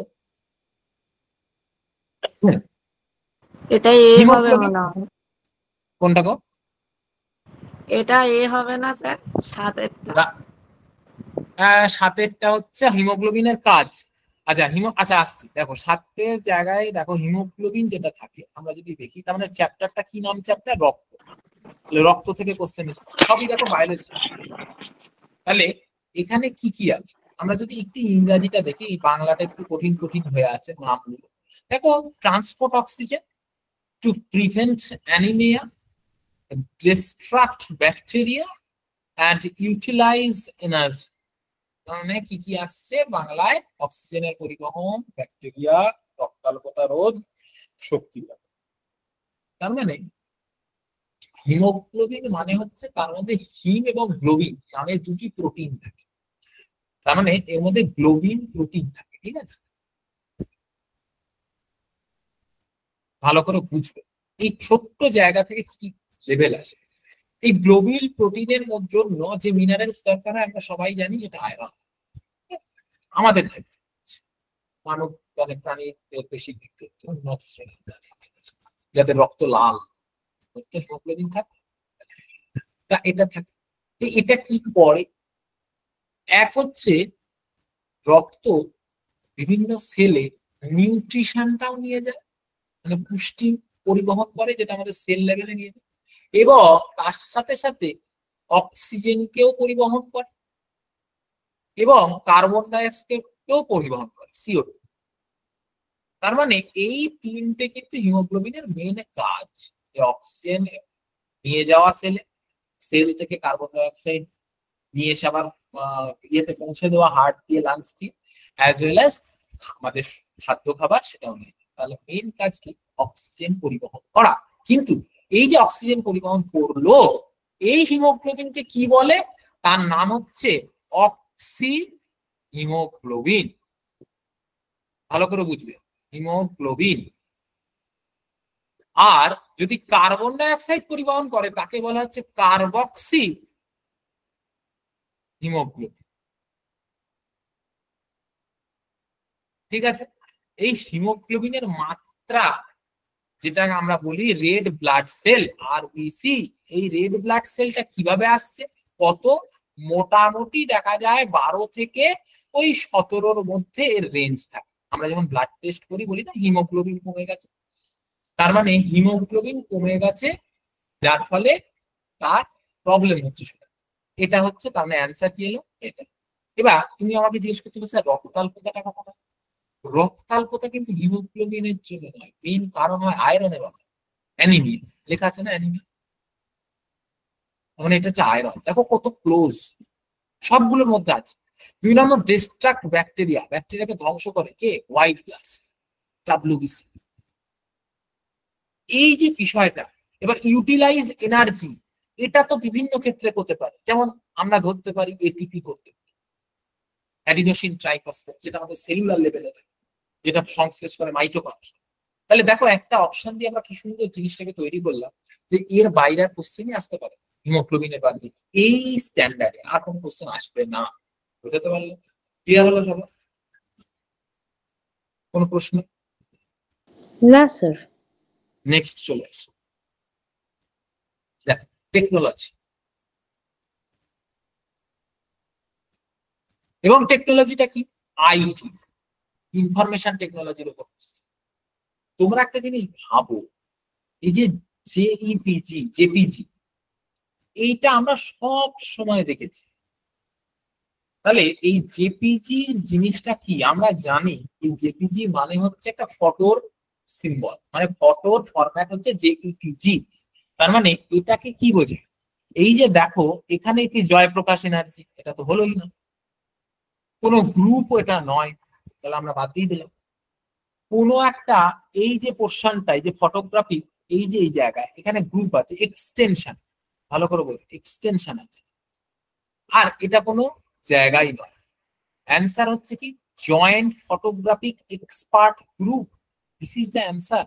এটা হচ্ছে একটা ফাইল ফরম্যাট বানানো হয়েছিল, যারা হচ্ছে ফটোগ্রাফিক এক্সপার্ট একটা গ্রুপ, যেখানে ফটোটাকে ওপেন করার জন্য যে ফরম্যাটের প্রয়োজন হয়, তাহলে সেই জায়গায়, তার মানে আমরা একটা জিনিস বুঝলাম আগের বছর কিন্তু এই কম্পিউটার বা টেকনোলজি রিলেটেড কিছু অ্যাব্রিভিয়েশন দিয়েছে, তার মানে আমাদের কিন্তু একটি অ্যাব্রিভিয়েশন বা কম্পিউটারের ওপর একটু জোর দিতে হবে হালকা পাতলা। তোমাকে র্যাম, রম, প্রাইমারি মেমোরি, এগুলো মেমোরি, সেকেন্ডারি মেমোরি কি, হ্যাঁ এই সম্পর্কে একটু বেসিক ধারণা, ঠিক আছে, সিম্পল বেসিক ধারণা সম্পর্কে জানো। ক্লিয়ার হলো? নেক্সট, অ্যালফ্রেড নোবেল, নিশ্চয়ই তোমরা জানো কি আবিষ্কার করেছে। কি আবিষ্কার করেছে বলো? এক একটা হবে। আর কেউ? ডিনামাইট। Very good. তাহলে সরি স্যার, এক্স রশ্মি কি আবিষ্কার করেছে গো? স্যার রনজেন্ট। একদম। তাহলে দেখো আমরা যখন পড়ছি, তাহলে এইটা হচ্ছে ডিনামাইট আবিষ্কার করেছিল কে? Alfred Nobel. এটা হচ্ছে রন জেন, ভালো করে বুঝবে। দ্বিতীয় যেটা আছে দেখো, ডিজেল ইঞ্জিন, জেমস ওয়াট। এই যে ডিজেল ইঞ্জিন, আমরা দুটো জিনিস বুঝি, ভালো করে বুঝবো। আচ্ছা আমাকে একটা জিনিস বলো, কে বললো অ্যান্সারটা আরেকবার বলো, কি বললে অ্যান্সারটা তুমি? অপশন জেমস ওয়াট বাষ্প চালিত হবে, ভুল বলেছি ওটা। এইটাই পারতে আমি বলতে যাচ্ছি। দেখো বাষ্প চালিত ইঞ্জিন, ফুটোপাটা করবে না সবাই, এইটাই হচ্ছে একটা সাইকোলজিক্যাল গেম, ভালো করে বোঝো। তাহলে এই যে বাষ্প চালিত ইঞ্জিন, সেটা কিন্তু জেমস ওয়াট করেছে। কিন্তু যদি আমাকে এই কোশ্চেনটা হচ্ছে ডিজেল ইঞ্জিন, এই লোকের নাম থেকে এসছে, তার নাম হচ্ছে রুডলফ ডিজেল। আমি লিখে দিচ্ছি, রুডলফ ডিজেল। এবার আমাকে নেক্সট কোশ্চেনে দেখো ডায়নামো আছে। তাহলে এই ডায়নামো জিনিসটা কি? ডায়নামো জিনিসটা হচ্ছে এমন একটা যন্ত্র, ভালো করে বুঝবে, এগুলো আমরা মনে রাখবো কি করে সেটা আমি ঠিক বলে দেবো আজকে। দেখো ডায়নামো হচ্ছে একটা মেশিন। কি মেশিন? যে মেশিনটা দিয়ে জল পরিবহন, বা আমরা দেখা যায় যে হাইড্রো ইলেকট্রিক প্রজেক্ট যেগুলো থাকে না, জলবিদ্যুৎ প্রকল্প, সেগুলো কিন্তু করি। তা এই যিনি করেছিলেন তার একজন গুরুত্বপূর্ণ ব্যক্তি। তাহলে আমরা কি বললাম, দেখো জলবিদ্যুৎ, ভালো করে এটা দিয়ে তার সঙ্গে জলবিদ্যুৎ, তাহলে এই বিদ্যুৎটা কি আবিষ্কার করেছিল? বিদ্যুৎ নিয়ে যে বিদ্যুতের বিষয়, তার নাম হচ্ছে মাইকেল ফ্যারাডে। এই ভদ্রলোক এইটা করেছে।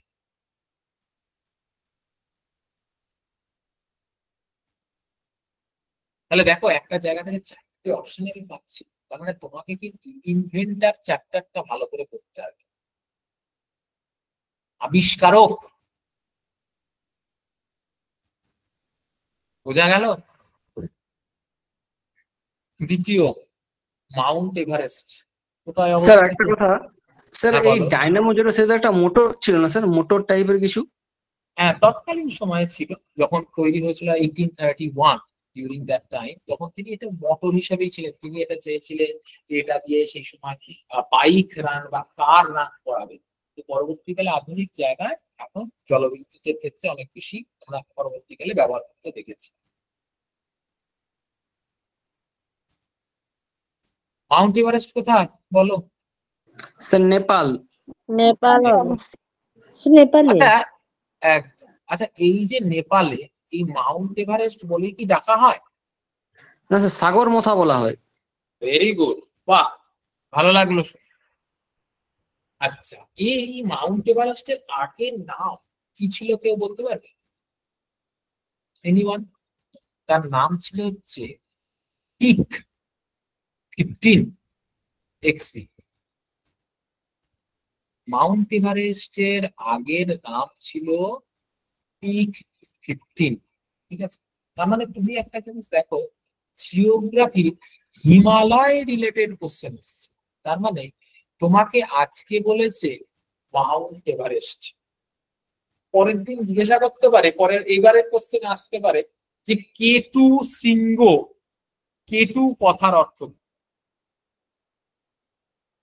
আমরা দেখেছি তো, সবাই পড়েছি ছোটবেলায়, কেটু কেটু কেটু কোথায় অবস্থিত? God university. কেটু কেন? নাম হচ্ছে কিং অফ কারাকোরাম। একবার বলুন।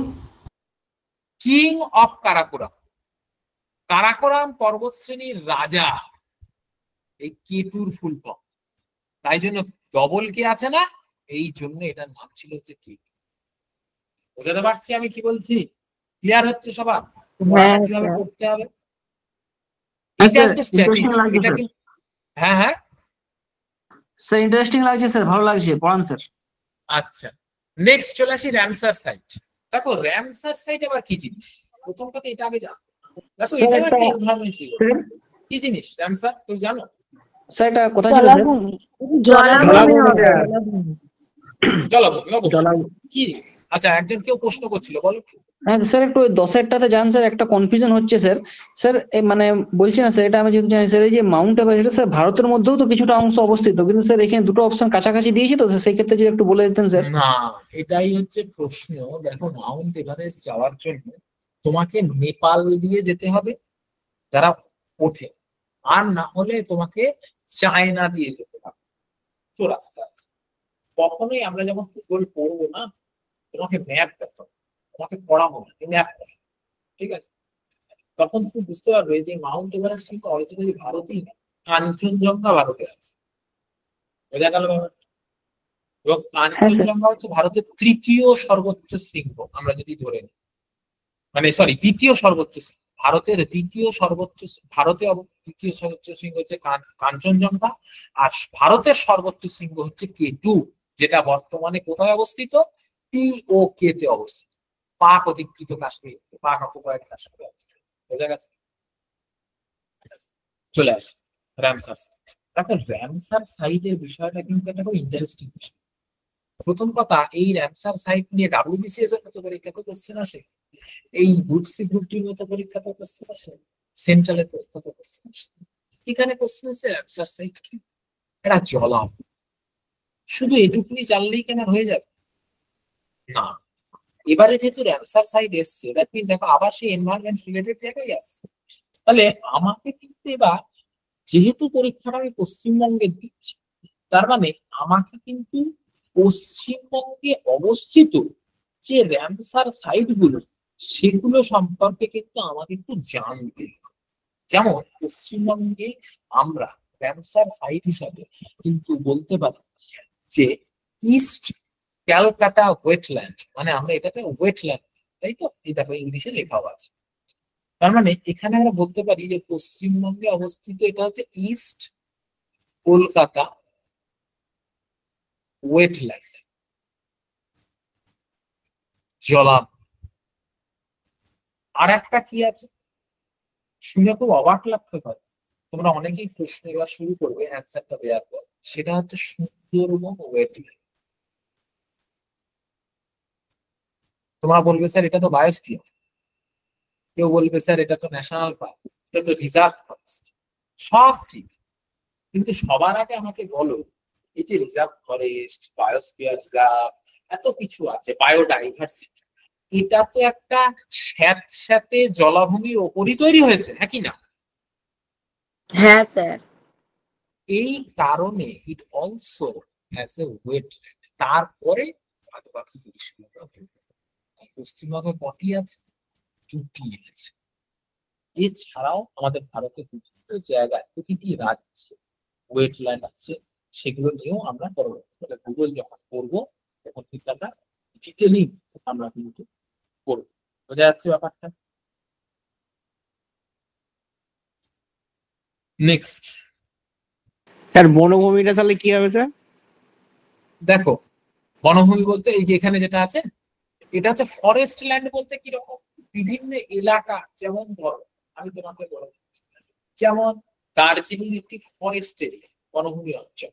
দার্জিলিং পাহাড়ি অঞ্চল, পাহাড়ি বন যেখানে গাছ আছে, এভারগ্রিন ফরেস্ট। বনভূমি তুমি বলতে পারো এভারগ্রিন, যেখানে চিরসবুজ অরণ্য, ঠিক আছে। তৃণভূমি মানে ঘাস জাতীয় অঞ্চল। আর উপত্যকা মানে হচ্ছে যেমন দেরাদুন, দেরাদুন এটা হচ্ছে একটা উপত্যকা, ঠিক আছে। উপত্যকা অঞ্চল পাহাড়ের মাঝখানে একটা সমভূমি অঞ্চলকে উপত্যকা। আর তৃণভূমি হচ্ছে ঘাস অঞ্চল, যেখানে বড় বড় ঘাস থাকতে পারে। ওয়েটল্যান্ডের পাশেও কিন্তু ঘাস জন্মে, যেখানে দেখবে বাঘ টাঘ লুকিয়ে থাকে, আমরা ডিসকভারিতে দেখি না, সেই রকম বড় বড় ঘাস। হ্যাঁ, ন্যাচারালি তৃণভূমি রিলেটেড কোশ্চেন আসে, আমি বলছি। তৃণভূমি স্যার একটা বাইরের নাম মনে পড়ছে, বলতে পারি স্যার?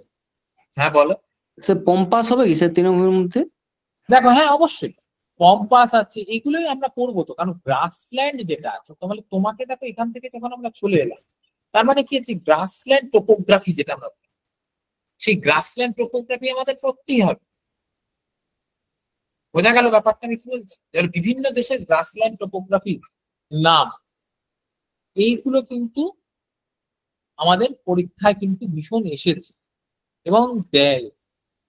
এটা দেখবে তোমরা যারা কনস্টেবলের পরীক্ষা দেবে, তখন তোমাদের এগুলো পড়ানো বিভিন্ন ক্ষেত্রে। দেখবে আরেকটা নাম বলছি, ও যেমন কম্পাস বোর্ড, আরেকটা নাম হচ্ছে দেখবে প্রেইরি। নাম শুনেছো তোমরা কেউ? প্রেইরি, স্কেপ বলে একটা তৃণভূমি আছে, সাভানা সবই আছে। হ্যাঁ, তার মানে এই নামগুলো আমাদের পড়তে হবে। কেন পড়তে হবে? কারণ তৃণভূমি রিলেটেড কোশ্চেন আছে, অপশনে আছে। তাহলে অপশনের মধ্যে যেটা আছে সেটাকে আমি আগে ছাঁকছি।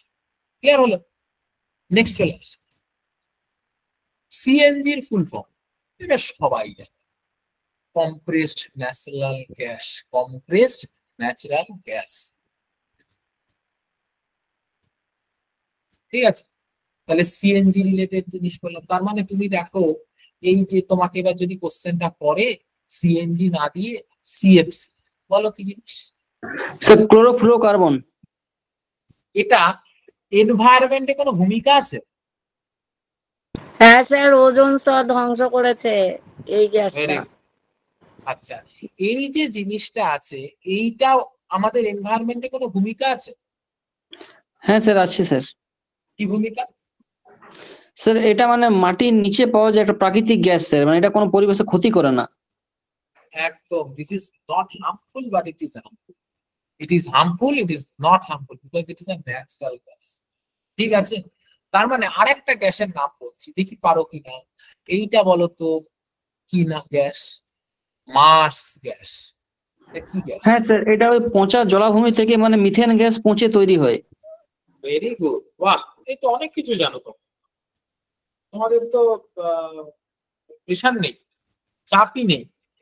আচ্ছা, মার্স গ্যাস এইটা হচ্ছে তাহলে আমরা। আচ্ছা, যারা এখানে আছো আমাকে একটু বলো তো দেখি, দেখি ছোট ছোট জিনিসগুলো দেখে নি আগে, তাহলে আমি বুঝতে পারবো। মিথেনের সিম্বল কি, ফর্মুলা কি?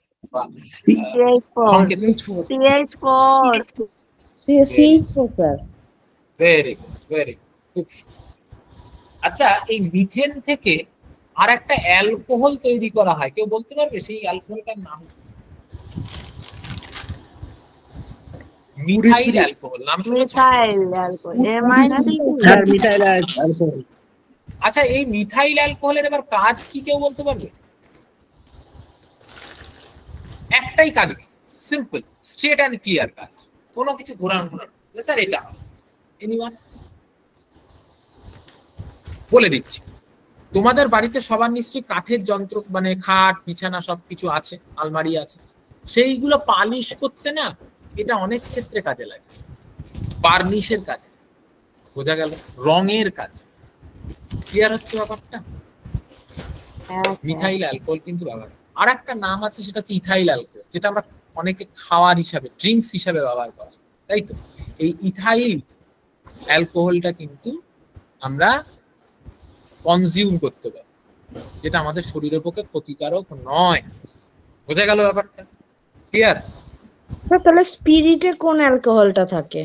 অবশ্যই মিথাইল অ্যালকোহল, ওকে ওকে। কারণ স্পিরিট দিয়ে বার্নিশটা তৈরি হচ্ছে।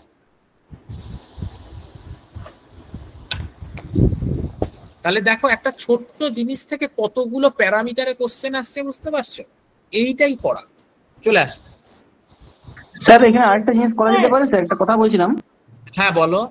স্যার যদি ধরুন মানে এখানে অ্যান্সারটা হয়তো দিয়েই দিল স্যার, মানে যে কমপ্লেক্স ন্যাচারাল গ্যাস, কিন্তু ধরুন স্পেলিং গুলো যদি ধরুন মানে টেস্ট করার জন্য যদি কোনটা সঠিক সেটা যদি দিয়ে দিল, ধরুন কোনটা COMP8 বা অন্য যদি কিছু দিয়ে দিল স্যার, চারটা অপশনের মধ্যে না হতে পারে? ওরকম দেবে না বাবা, ওটা দেবে হচ্ছে যদি দেয় ওটা ইংরেজিতে তোমাকে দিতে পারে কারেক্ট স্পেলিং। ক্লিয়ার? ওটা কারেক্ট স্পেলিং এর কথা বলছে, যেটা ইংরেজিতে দিতে পারে। কিন্তু এখানে তোমাকে ওই ধরনের কোশ্চেন দেবে না, কারণ এখানে তোমার নলেজ টেস্ট হবে। কারণ মোস্ট অফ দা তোমার তুমি দেখো না 50%ই তো তোমার জিকে, তাই না? তাই এটার উপর বেশি অত ইয়ে করবে না। নেক্সট, মানুষের হাড়ের সংখ্যা। কি ওই মিথেনটাই লাগে না? হ্যাঁ বলো। ডিনাইট্রিফিকেশন যে প্রসেসটা, সেটাতে ওই মার্স গ্যাসটা কি থাকে? ডিনাইট্রিফিকেশন? হ্যাঁ স্যার। ডিনাইট্রিফিকেশন বিষয়টা দেখো, এটা কিন্তু অনেকটা এনভায়রনমেন্টের ক্ষেত্রে কিন্তু ইম্পর্টেন্ট, ঠিক আছে? কারণ এটা তো নাইট্রোজেনের সাথে রিলেটেড। ডিনাইট্রিফাইং যেটা সেটা একটা ব্যাকটেরিয়া, তাই না? যেটা নাইট্রোজেন ফিক্সেশন এবং নাইট্রোজেনিয়াস ব্যাকটেরিয়ার ক্ষেত্রে সেখানে কিন্তু থাকে, লাগে কিন্তু কি কি থাকে সেখানে কিন্তু আমি বলে দিচ্ছি, এখানে লিখে রাখো, কেন কোশ্চেনটা যখন করলো লিখে রাখো। N2O এই গ্যাসটা, সেখান থেকে NO নাইট্রোজেন ডাইঅক্সাইড থেকে নাইট্রোজেন অক্সাইড, এইভাবে জিনিসটা মাটিতে এসে বা এনভায়রনমেন্টে নাইট্রোজেন সংশ্লেষে কাজে লাগে, যাতে এনভায়রনমেন্টে আমাদের মানে মাটির উর্বরতা বৃদ্ধি পায়, ঠিক আছে? যেটা আমরা দেখি অর্বুদের মাধ্যম দিয়ে। হ্যাঁ, এইটা ক্লিয়ার হয়েছে? রাইজোবিয়াম যেটা নিশ্চয়ই জানো, মোটর গাছে থাকে স্যার। একদম চুম্বি জাতীয়, হ্যাঁ সিম্বগোত্রী। ক্লিয়ার হয়েছে সবার? যেটা নাইট্রোজেন সাইকেলের সঙ্গে রিলেটেড। আচ্ছা, নেক্সট চলে আসি মানুষের হাড়। এবার দেখো হাড়ের ক্ষেত্রে আমরা দেখুন এখানে হাড়ের কোশ্চেন, তাহলে আমাকে বলো তো একটি মানুষ শরীরের কথা বলেছে 206টা, তাহলে এটা সদ্যজাত বাচ্চার কতগুলো থাকে আইডিয়া? 306। আর কেউ? 306।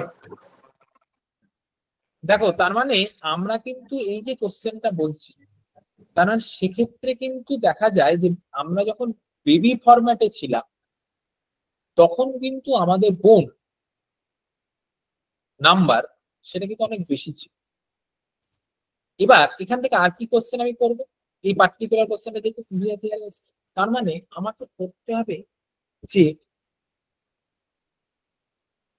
বাচ্চাদের বেবি, তার মানে এখান থেকে কি কি কোশ্চেন আমি পড়বো, যেটা আর এমন ভাবেই পড়বো যে আর কোশ্চেন আসতে পারে না এখান থেকে। একটা হচ্ছে বেবি বোন নাম্বার অ্যারাউন্ড 300+ ধরে রাখ। 2 নম্বর যেটা পড়বো সেটা হচ্ছে টেন্ডন, কার্টিলেজ। তার মানে জয়েন্ট অফ বোন, মানে বোন যেটা আমরা বিভিন্ন জয়েন্ট, এগুলো সম্পর্কে কিন্তু আমাদের জানতে হবে। মানে কিভাবে কোনটার সাথে কোনটা জয়েন্ট হচ্ছে, দুটো হাড়ের সংযোগ স্থলে কি হচ্ছে, মাসেলের সঙ্গে কে কানেক্ট করছে, বোনের মধ্যে থেকে কি আছে, কোন কেমিক্যাল আছে, ক্যালসিয়াম তোমরা নিশ্চয়ই জানো। এর ক্যালসিয়ামটা কে সংশ্লেষ করে? ভিটামিন ডি সংশ্লেষ করে। ভিটামিন ডি এর রাসায়নিক নাম কি? ক্যালসিফেরল। তাহলে দেখো আমি একটা সামান্য হাড় করছি, তাহলে সেখান থেকে আমাদের যে চ্যাপ্টারটা পড়তে হবে সেটা হচ্ছে স্কেলিটাল স্ট্রাকচার।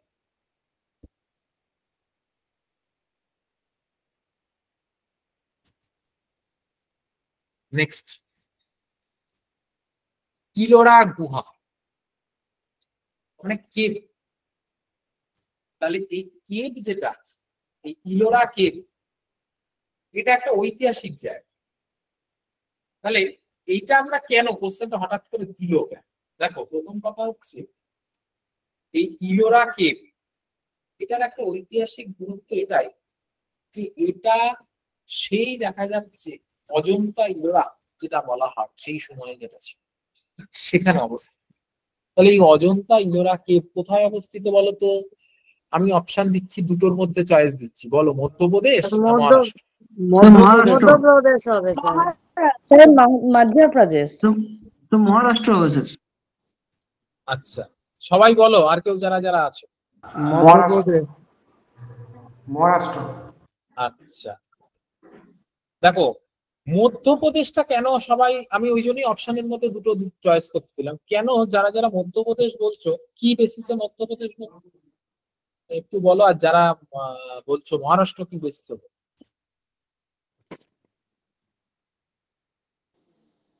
বলো যারা বললে অ্যান্সারটা কি হিসাবে বলবে? স্যার মহারাষ্ট্র তো মুম্বাইয়ের ক্যাপিটাল। স্যার এটা ইউনেস্কো ওয়ার্ল্ড হেরিটেজ সাইটের মধ্যে পড়ছে স্যার, ওই জন্য স্যার মহারাষ্ট্র। একটা ভ্যালিড পয়েন্ট আছে। আর কেউ ঐতিহাসিক দিকে কেউ বলো না, একটু ইতিহাস ঘেটে বলো না, তাহলে আমি জিনিসটা আরো বুঝবো যে তুমি ঠিক অ্যান্সার দিয়েছো। তুমি তো আন্দাজেও দিতে পারো।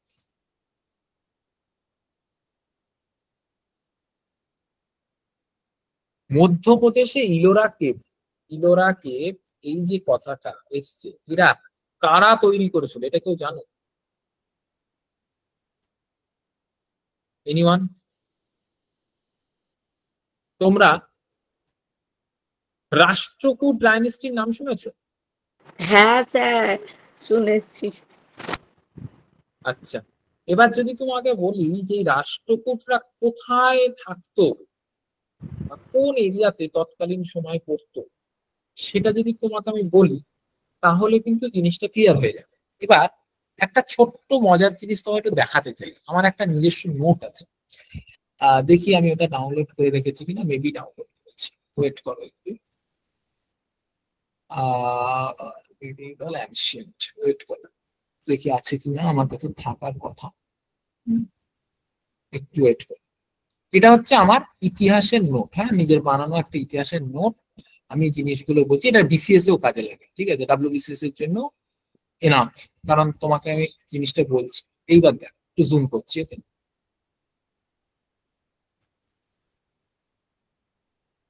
জুম করছি, দেখতে পাচ্ছ কোথায় আছে ইলোরা? কোথায়? স্যার একটু জুম করুন স্যার। আচ্ছা স্যার একটু জুম করুন। দাঁড়াও দাঁড়াও, দেখতে পাচ্ছ সবাই? হ্যাঁ স্যার দেখতে পাচ্ছি স্যার। হ্যাঁ স্যার। তাহলে নিশ্চয়ই যে জায়গাটা আছে সেই জায়গাটা মধ্যপ্রদেশ না মহারাষ্ট্র? স্যার মহারাষ্ট্র। তোমরা কোন বংশের সময় এসছে ইলোরা কেভ তৈরি করেছে? রাষ্ট্রকূট। তাহলে রাষ্ট্রকূটদের এরিয়াটা দেখো কত বিরাট ছিল তৎকালীন সময়। তাহলে ইতিহাস যখন পড়বো এই যে জায়গাটা, এবং তাদের রাজধানী ছিল মান্যখেট, দেখো স্টার দিয়ে চিহ্ন দেওয়া আছে। এবং তৎকালীন সময়ে এই যে কৃষ্ণ এবং এই তুঙ্গভদ্রা এবং কৃষ্ণা এই বদ্বীপ নিয়ে এই রাষ্ট্রকূটদের গন্ডগোল হতো, ঠিক আছে। তাদের দেখো একদম গোয়ালিয়র মধ্যপ্রদেশ দিয়ে একদম কনৌজ পর্যন্ত তারা টেনে নিয়ে গিয়েছে, মানে উত্তরপ্রদেশ পর্যন্ত তাদের নিয়েছে, সেই শুধু দক্ষিণ ভারত থেকে সেই কালিকট থেকে একদম কনৌজ, আর এদিকে প্রায় দেখা যাচ্ছে গুজরাটের একদম দক্ষিণ অংশ থেকে একদম মধ্যপ্রদেশের, মানে এদিকে মধ্যপ্রদেশ পর্যন্ত চলে গিয়েছিল। দেখো নাগপুর মহারাষ্ট্র, সেটাও সেই সময় কোন জায়গায় কিভাবে ছিল দেখতে পাচ্ছ। তাহলে দেখো তুমি এটা কিন্তু দেখি, মানে ভিজুয়ালাইজ করো, ব্যাপারটা বোঝো, পড়ার স্ট্র্যাটেজিটা। আমি আস্তে আস্তে ভেতরে ঢুকছি এবার। তাহলে তুমি এটা পড়লে, এবার আমি ছোট্ট করে আমি অন্য বংশগুলোই যাই। দেখো আমার এটা নিজস্ব নোট, স্ট্র্যাটেজিক নোট, কোনো লেখালেখি কিছু নেই, দেখো জিনিসগুলো এইভাবে আছে। চলে চলে আসে, এটা জুম করছি। যদি এটা বিসিএস হাই লেভেলের নোট, হ্যাঁ অনেক কিছু ইনফরমেশন এর মধ্যে আছে।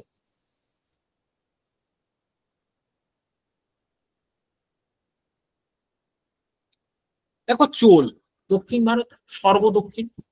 চোলদের রাজধানী কি ছিল? এনিওয়ান? কেউ বলতে পারবে চোলদের রাজধানী কি? পান্ডিয়া নাকি? আর কেউ? পান্ডিয়া তো অন্যদের ছিল। হ্যাঁ স্যার, মাদুরাই হবে। আচ্ছা, ওরা বলছে, একজন বলছে মাদুরাই। আচ্ছা দেখো, প্রথম কথা হচ্ছে, দেখো চোলদের যে রাজধানী, সেই যে জায়গাটা, সেইটা যেখানে মাদুরাই আজকে আমরা দেখতে পাচ্ছি, সেই জায়গা থেকে পরবর্তীকালে কিন্তু ওরা নাম, দেখো এখানে একটা জায়গা এখানে দিন, উরায়ুর বলে একটা জায়গা ছিল, উরায়ুর, ঠিক আছে? তৎকালীন সময় তো অত কিছু ছিল না, উরায়ুর বলেছিল। এই উরায়ুর থেকে পরবর্তীকালে তারা শিফট করে তাঞ্জোরে তাদের রাজধানী নিয়ে আসে, তাঞ্জোর, ঠিক আছে? এই তাঞ্জোরটা হচ্ছে তাদের মেন রাজধানী কিন্তু পরে, ঠিক আছে? যেটা মোটামুটি ভাবে তোমরা যদি ধরে নাও এরকম জায়গায় ছিল, মানে দাঁড়াও দেখি, এরকম জায়গায় ছিল, মাদুরাই থেকে আরেকটু উঁচু, ঠিক আছে? তাহলে দেখো আমি কিন্তু লোকেশনটা দেখতে পাচ্ছি। তাহলে হিস্ট্রি আমরা এতদিন পড়েছি শুধু ওই একটা বই পড়ে ঝরঝর করে একটা নোট করে ফেললাম বা একটা টেবিল করে ফেললাম, এই পড়াটা একটা ট্র্যাডিশনাল পদ্ধতি আমি মনে করি। আমার পড়া, আমি যেভাবে পড়েছি জীবনে, আমি একজন পিওর সায়েন্সের ছেলে, ঠিক আছে? আমি আর্টসের ছেলে ছিলাম, আমি পিওর সায়েন্সের ছেলে। তো সেই জায়গা থেকে আমার পক্ষে আর্টস পড়াটা ছিল খুব টাফ, যখন আমি আমার কেরিয়ারের শুরুতে পড়েছি। তো সেই জায়গায় আমি যেরকম নোট নিজে পড়তাম, সেটাই তোমাদের সামনে আজকে আমি দেখাচ্ছি, ঠিক আছে?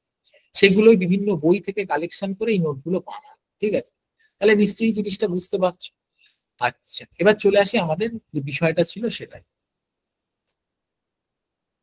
নেক্সট, এটাই লাস্ট কোশ্চেন হয়ে যাবে। লাস্ট বলছে, দেখো নিম্নলিখিত কোন সংরক্ষিত বনভূমিতে পশ্চিমবঙ্গে অবস্থিত নয়? মানুষ। কোথায় অবস্থিত? তিব্বতে। মানুষ না, তুমি তো ভারতের বাইরে পাঠিয়ে দিচ্ছ। বলো, মানুষ কোথায় অবস্থিত? আসাম স্যার। স্যার আসাম। একদম আসাম। আসাম হবে।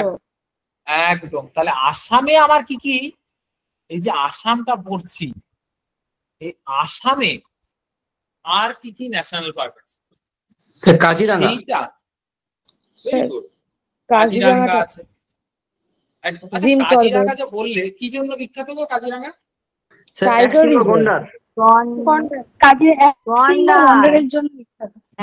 Very good. দেখো এবার তোমরা ন্যাচারালি মানুষ আর কাজিরাঙ্গা এই দুটোর মধ্যেই কিন্তু খুব সীমাবদ্ধ থাকে ন্যাচারাল। বাকি আরো দু একটা ইম্পর্টেন্ট আছে, আমি একটু বলে দিই, দরকার হলে তোমরা নোট ডাউনও করে নিতে পারো, নো প্রবলেম। আসাম রিলেটেড শুধু দুটো বললে কি হবে, এখন তো কম্পিটিশনের জায়গা, একটু ভালো ভালো পিডিএফটা পাওয়া যাবে না আপনার লেখাটার? কোনটা গো? এই যে আপনি নীল কালিতে লিখছেন স্যার, তাহলে অনেক কিছু লেখা আছে তো সেগুলো আমি পাঠিয়ে দিচ্ছি। তোমার এক কাজ করো তো, আমি তো গ্রুপে তো নেই, তা আমাকে কেউ একজন যে বললে সে একবারটা মেসেজ করে রেখো, আমি তোমাকে পাঠিয়ে দেবো। আচ্ছা ঠিক আছে, আপনাকে এখান থেকে মেসেজ করা যাবে তো স্যার? হ্যাঁ করে রেখো, ঠিক আছে। আচ্ছা স্যার, আপনার কাছে বিভিন্ন বংশীয় ইতিহাসের তাদের রাজত্বকাল এর চার্ট আছে? হ্যাঁ, তোমাকে তো আমি এই যে দেখালাম, এটা তো একটা স্যাম্পল নোট, এটা একটা টপিকের নোট। এই দেখো না কি আছে, যে গুপ্ত বংশ, তুমি দেখতে পাচ্ছ? আমি তোমাকে নোটটা দেখাচ্ছি। তাহলে পরপর যে বংশীয় রাজারা আধিপত্য বিস্তার ওইভাবে পড়লে কিন্তু গুলিয়ে যাবে। হ্যাঁ, আমি তোমাকে পরে স্ট্র্যাটেজিটা বলে দিচ্ছি, এটা একটু কমপ্লিট করে নে তারপরে বলছি। আচ্ছা, প্রথমেই একটা নাম আছে, তার নাম হচ্ছে Dibru Saikhowa national park. Very important, Dibru Saikhowa, KHAWA, Dibru Saikhowa national park. এটা কিন্তু খুব গুরুত্বপূর্ণ। আর একটা ন্যাশনাল পার্ক আছে, সেটার নাম হচ্ছে নামেরি, NAMERI, NAMERI। এগুলো কখন দেয় জানো? এগুলো একটু সেন্ট্রালের ওই CHSL MTS পরীক্ষা আছে না, সেই পরীক্ষাগুলোতে এগুলো কিন্তু তোমার চান্সেস থাকে, ঠিক আছে? হ্যাঁ স্যার, আর একটা পরীক্ষা, হ্যাঁ হ্যাঁ স্যার SSC লেভেলের যে পরীক্ষাগুলো হয় স্যার, একদম CGL, CHSL। একদম একদম। আর একটা নাম হচ্ছে রাইমোনা, RAIMONA।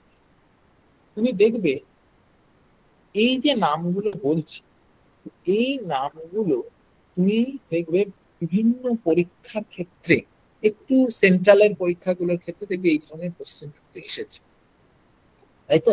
তাই এগুলো কিন্তু মাথায় রাখো, ক্লিয়ার?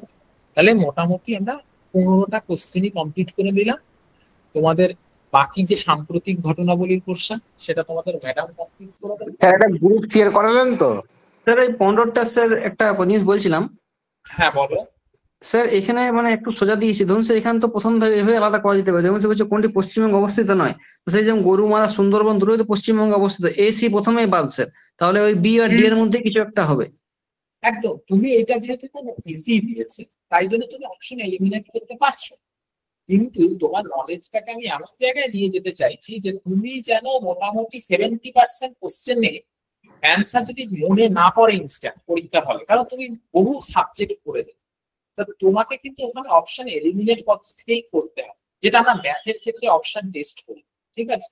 সেই রকম পদ্ধতিতেই কিন্তু আমাদের কিন্তু স্ট্র্যাটেজিটা ধীরে ধীরে এগিয়ে নিয়ে যাবে। বুঝা গেছে? ক্লিয়ার সবাই? স্যার একটু D এর অপশনটা একটু বলে দেবেন, ওটা কি আছে ওটা বুঝতে পারলাম না, মানে বাকি দুটো জানি। চাপড়ামারি। হ্যাঁ চাপড়ামারি, এই চাপড়ামারিটা হচ্ছে একটা অভয়ারণ্য, বুঝলে? এই অভয়ারণ্যটা পশ্চিমবঙ্গের খুব গুরুত্বপূর্ণ অঞ্চল। এই চাপড়ামারি যেটাকে বলা হয় মানে ন্যাশনাল পার্ক হিসাবে, বা অনেক ক্ষেত্রে কিন্তু ওয়াইল্ড লাইফ স্যাংচুয়ারি বলা হয়। বোঝা গেল? সেটা অভয়ারণ্য হচ্ছে একটা। হ্যাঁ, এটা একটা অভয়ারণ্য, অনেক ক্ষেত্রে এটাকে ওয়াইল্ড লাইফ স্যাংচুয়ারি বলে। আর স্যার বলছিলাম এই PDFটা কোথায় দিয়ে দিবেন স্যার? এইটা তোমরা এক কাজ করো, এটা তো আমি কিভাবে দেবো তোমাদের, তো আমি তোমাকে কোনো গ্রুপেও তো আমি নেই। স্যার আপনাকে আমি তাহলে মেসেজ করেছিলাম স্যার, ওখান থেকে পাঠাতে পারবেন স্যার? দেখুন মেসেজটা যদি দেখতে পাচ্ছেন স্যার। তুমি আমাকে স্যার বলছিলাম একটা গ্রুপ হবে, তাহলে তো একজনকে আপনার নাম্বারটা দিন, কেউ জয়েন করে দেবে আপনাকে, নাহলে স্যারকে বললে স্যার আপনাকে জয়েন করে। হ্যাঁ স্যারকে বলো, তোমরা স্যারকে বলে দিও, শান্তনু স্যারকে বলে দিও, তাহলে হয়ে যাবে। স্যার বলছিলাম একটা গ্রুপ কি এর আলোচনা হলো তো? হ্যাঁ, এটা গ্রুপ সির আলোচনা, আরেকদিন গ্রুপ ডি নিয়ে আলোচনা করব যদি আরেকটা সুযোগ পাই। হ্যাঁ স্যার, আরেকটা ক্লাস নিলে ভালো হয়। সেটা তোমাদের ইচ্ছা, তোমরা শান্তনু স্যারকে জানাবে। স্যার ক্লাসটা পাওয়া যাবে আর যদি এখন কেউ না দেখে? সেটা স্যার তো রেকর্ডিং করে, একবার স্যারকে জেনে নেবে। ঠিক আছে স্যার। আর কারো কোনো কোশ্চেন আছে? স্যার বলো। স্যার বলছি যে ওই কথাটা যখন বলেছিলেন না যে কম্পিউটারের সার্টিফিকেট লাগবে, ওটা 6 মাসের সার্টিফিকেট না, মানে এমনি লোকাল কম্পিউটার সেন্টারকে দিয়ে করলে হবে না? ওই 6 মাসের মানে ওই কোর্স করতে হবে? না কিচ্ছু, তো তোমার একটা সার্টিফিকেট, সেটা তুমি কিনে নাও বা তুমি পড়া থাকুক, দ্যাট ডাজন্ট ম্যাটার এটা তোমার কাছে সার্টিফিকেটটা আছে কি নেই, এটা হচ্ছে মেন কথা। ঠিক আছে ঠিক আছে স্যার ওই ডকুমেন্ট ভেরিফিকেশন তো স্যার চেক হয়, সেক্ষেত্রে কোনো প্রবলেম হবে না স্যার যদি রেজিস্ট্রেশনটা না মিলে বা কিছু? না, সেখানে তোমাকে একটা ভ্যালিড জায়গা থেকে, তুমি কি আর সেখান থেকে নেবে? তুমি একটা ভ্যালিড জায়গা থেকেই নেবে, নিশ্চয়ই তার একটা ভ্যালু থাকবে। মানে স্যার কোনো সরকারি থেকে করতে হবে এটা বলছেন, যেমন ধরুন সরকারিতে না সরকারি কিছু না, যে কোনো যে কোচিং যারা কম্পিউটার দেয় আর সার্টিফিকেট দেয়, সেরকম যে কোনো জায়গা থেকে করলেই হবে, ওটার কোনো ভেরিফিকেশন হবে না। স্যার কনস্টিটিউশন আছে এখানে? হ্যাঁ আছে, কিন্তু এবারে দেয়নি, হয়তো পরবর্তী এবারেরটাই আমাদের দিতেই পারে, পলিটি দেওয়ার চান্সেসও থাকবে। ওবিসি নিয়ে ওই ঝামেলা চলছে বলে? না সেরকম কোনো ব্যাপার নেই। আচ্ছা, আর কারো কোনো কোশ্চেন আছে? ঠিক আছে স্যার। স্যার বলছিলাম এই জিকে গুণপের আপার প্রাইমারি তো লাগবে স্যার? সমস্ত পরীক্ষায় দেখো, আমি তোমাকে একটা জিনিস বলে দিচ্ছি, জিকেটা কিন্তু এমন একটা জায়গা না, আমরা জিকে বলি কিন্তু স্ট্যান্ডার্ডটা তো আলাদা আলাদা। এবার তুমি যদি মনে করো যে তুমি আপার প্রাইমারি দেবে, সেখানে একরকম স্ট্র্যাটেজি ফলো করবো। যেখানে পুলিশের পরীক্ষা দেবে একরকম, তুমি WBCS দেবে সেখানে আর এক রকম স্ট্র্যাটেজি, মিসলিনিয়াস দেবে সেরকম স্ট্র্যাটেজি, CHSL MTS দেবে সেটার একরকম স্ট্র্যাটেজি। এক একটা পরীক্ষার ক্ষেত্রে স্ট্র্যাটেজিটি এক আলাদা আলাদা, বিভিন্ন স্ট্র্যাটেজি। এনিওয়ান? স্যার একটা কোশ্চেন ছিল, যেহেতু এটা ধরুন ক্লারিক্যাল চাকরি, তো স্যার মানে এটা যেটা মানে PSC যে ক্লারিক্যাল চাকরির যা মানে স্যালারি স্ট্রাকচার, এখানেও কি সবকিছু স্যার একই না কিছু আলাদা ব্যাপার আছে স্যার স্কেলের? না, স্ট্রাকচারে সবই এক, স্কেলেও সেম এক, সেই 2600 গ্রেড পেরি হবে। কিন্তু একটা পার্থক্য, যে তুমি এখানে যে মানে পিওর গভর্নমেন্টের যেটা আমরা PSC ক্লার্কশিপের কথা বলি, সেখানে তোমরা কি পাবে, একটা ছুটি জমানো, রিটায়ারমেন্ট বিফোর রিটায়ারমেন্ট একটা ছুটি জমানোর একটা বিরাট অ্যামাউন্ট অফ টাকা পাওয়া যায়, ছুটি জমানো। সেটা কিন্তু এখানে পাওয়া যায় না। সেটা না টিচাররা পায়, মানে না ক্লারিক্যাল র্যাঙ্কে পায়, না গ্রুপ ডিরা পায়। এটা EL জমিয়ে পায়, আর্ন লিভ বলে এটা। আর স্যার ওটাতে যেমন ধরুন শনি রবি দুদিন করে ছুটি, এখানে সেটা থাকবে না? না, স্কুলের উপর ডিপেন্ড করছে না। যেমন হাফ ডে, শনিবার হাফ ডে তো। হ্যাঁ স্যার, কিন্তু সেক্ষেত্রে ধরুন ছুটি বলা চলে না স্যার, হাফ ডে হলেও মানে। না, ছুটি হবে না, শুধু রবিবার ছুটি হিসাব মতো। তবে এটা খুব আরামের চাকরি, ভীষণ আরামের চাকরি। তুমি যদি ঠিকঠাক করতে পারো বা চাকরিটা পাও, এটার জন্য কেউ বসে থাকে না। এটা সবাই চাকরিটা এই কারণেই করে যে এটা পেয়ে একটা ভালো চাকরির দিকে তারা ছোটে, সেই জন্যই চাকরিটা করে। স্যার নিজের ডিস্ট্রিক্টে হতে পারে, যার ধরুন কারো যদি কাছাকাছি তুমি বাড়ি চয়েস হয়। করলে হবে, তুমি চয়েস করলে হবে। তুমি যখন ফর্ম ফিল আপ করবে চয়েস করবে। স্যার এই চাকরিটার স্যালারি লেভেল কিরকম থাকে? আচ্ছা, স্যালারি অ্যারাউন্ড ধরে রাখো 30,000 বর্তমানে, এখন যা পে স্ট্রাকচার আছে অ্যারাউন্ড 30,000। গ্রুপ সি তে বলছি, গ্রুপ ডি তে অ্যারাউন্ড ওই 25 টাইপ হবে, 24ই হবে, 24,000। তো স্যার এখন ওই গ্রুপ ডি বেসিকটা 18,000 হয়ে গেছে না স্যার? ওটা হ্যাঁ এখন 18,000 আছে। আর স্যার বলছিলাম এটা তো প্রমোশন আছে স্যার, মানে গ্রুপ সি থেকে ইন ফিউচার যদি ধরুন নো প্রমোশন না স্যার, যেটা 8 16 প্রমোশন নেই। 18-24 যে ওইটা হচ্ছে প্রমোশন না, ওটা হচ্ছে ইনক্রিমেন্ট, নট প্রমোশন। এনিওয়ান? আর কারোর কোনো প্রশ্ন যদি থাকে বলতে পারো। প্রমোশন কেন নেই স্যার, মানে ব্যাপারটা তো সরকারি তো ডিপার্টমেন্ট হচ্ছে। স্কুলের চাকরি, কোনো এখান থেকে তুমি কোনো আপার পোস্টে গিয়ে তো তোমার কোনো জায়গা থাকবে না, তাই এটা PSC এর ক্লার্কশিপ নয় যে তোমাকে অফিসার গ্রেডে নিয়ে যাবে।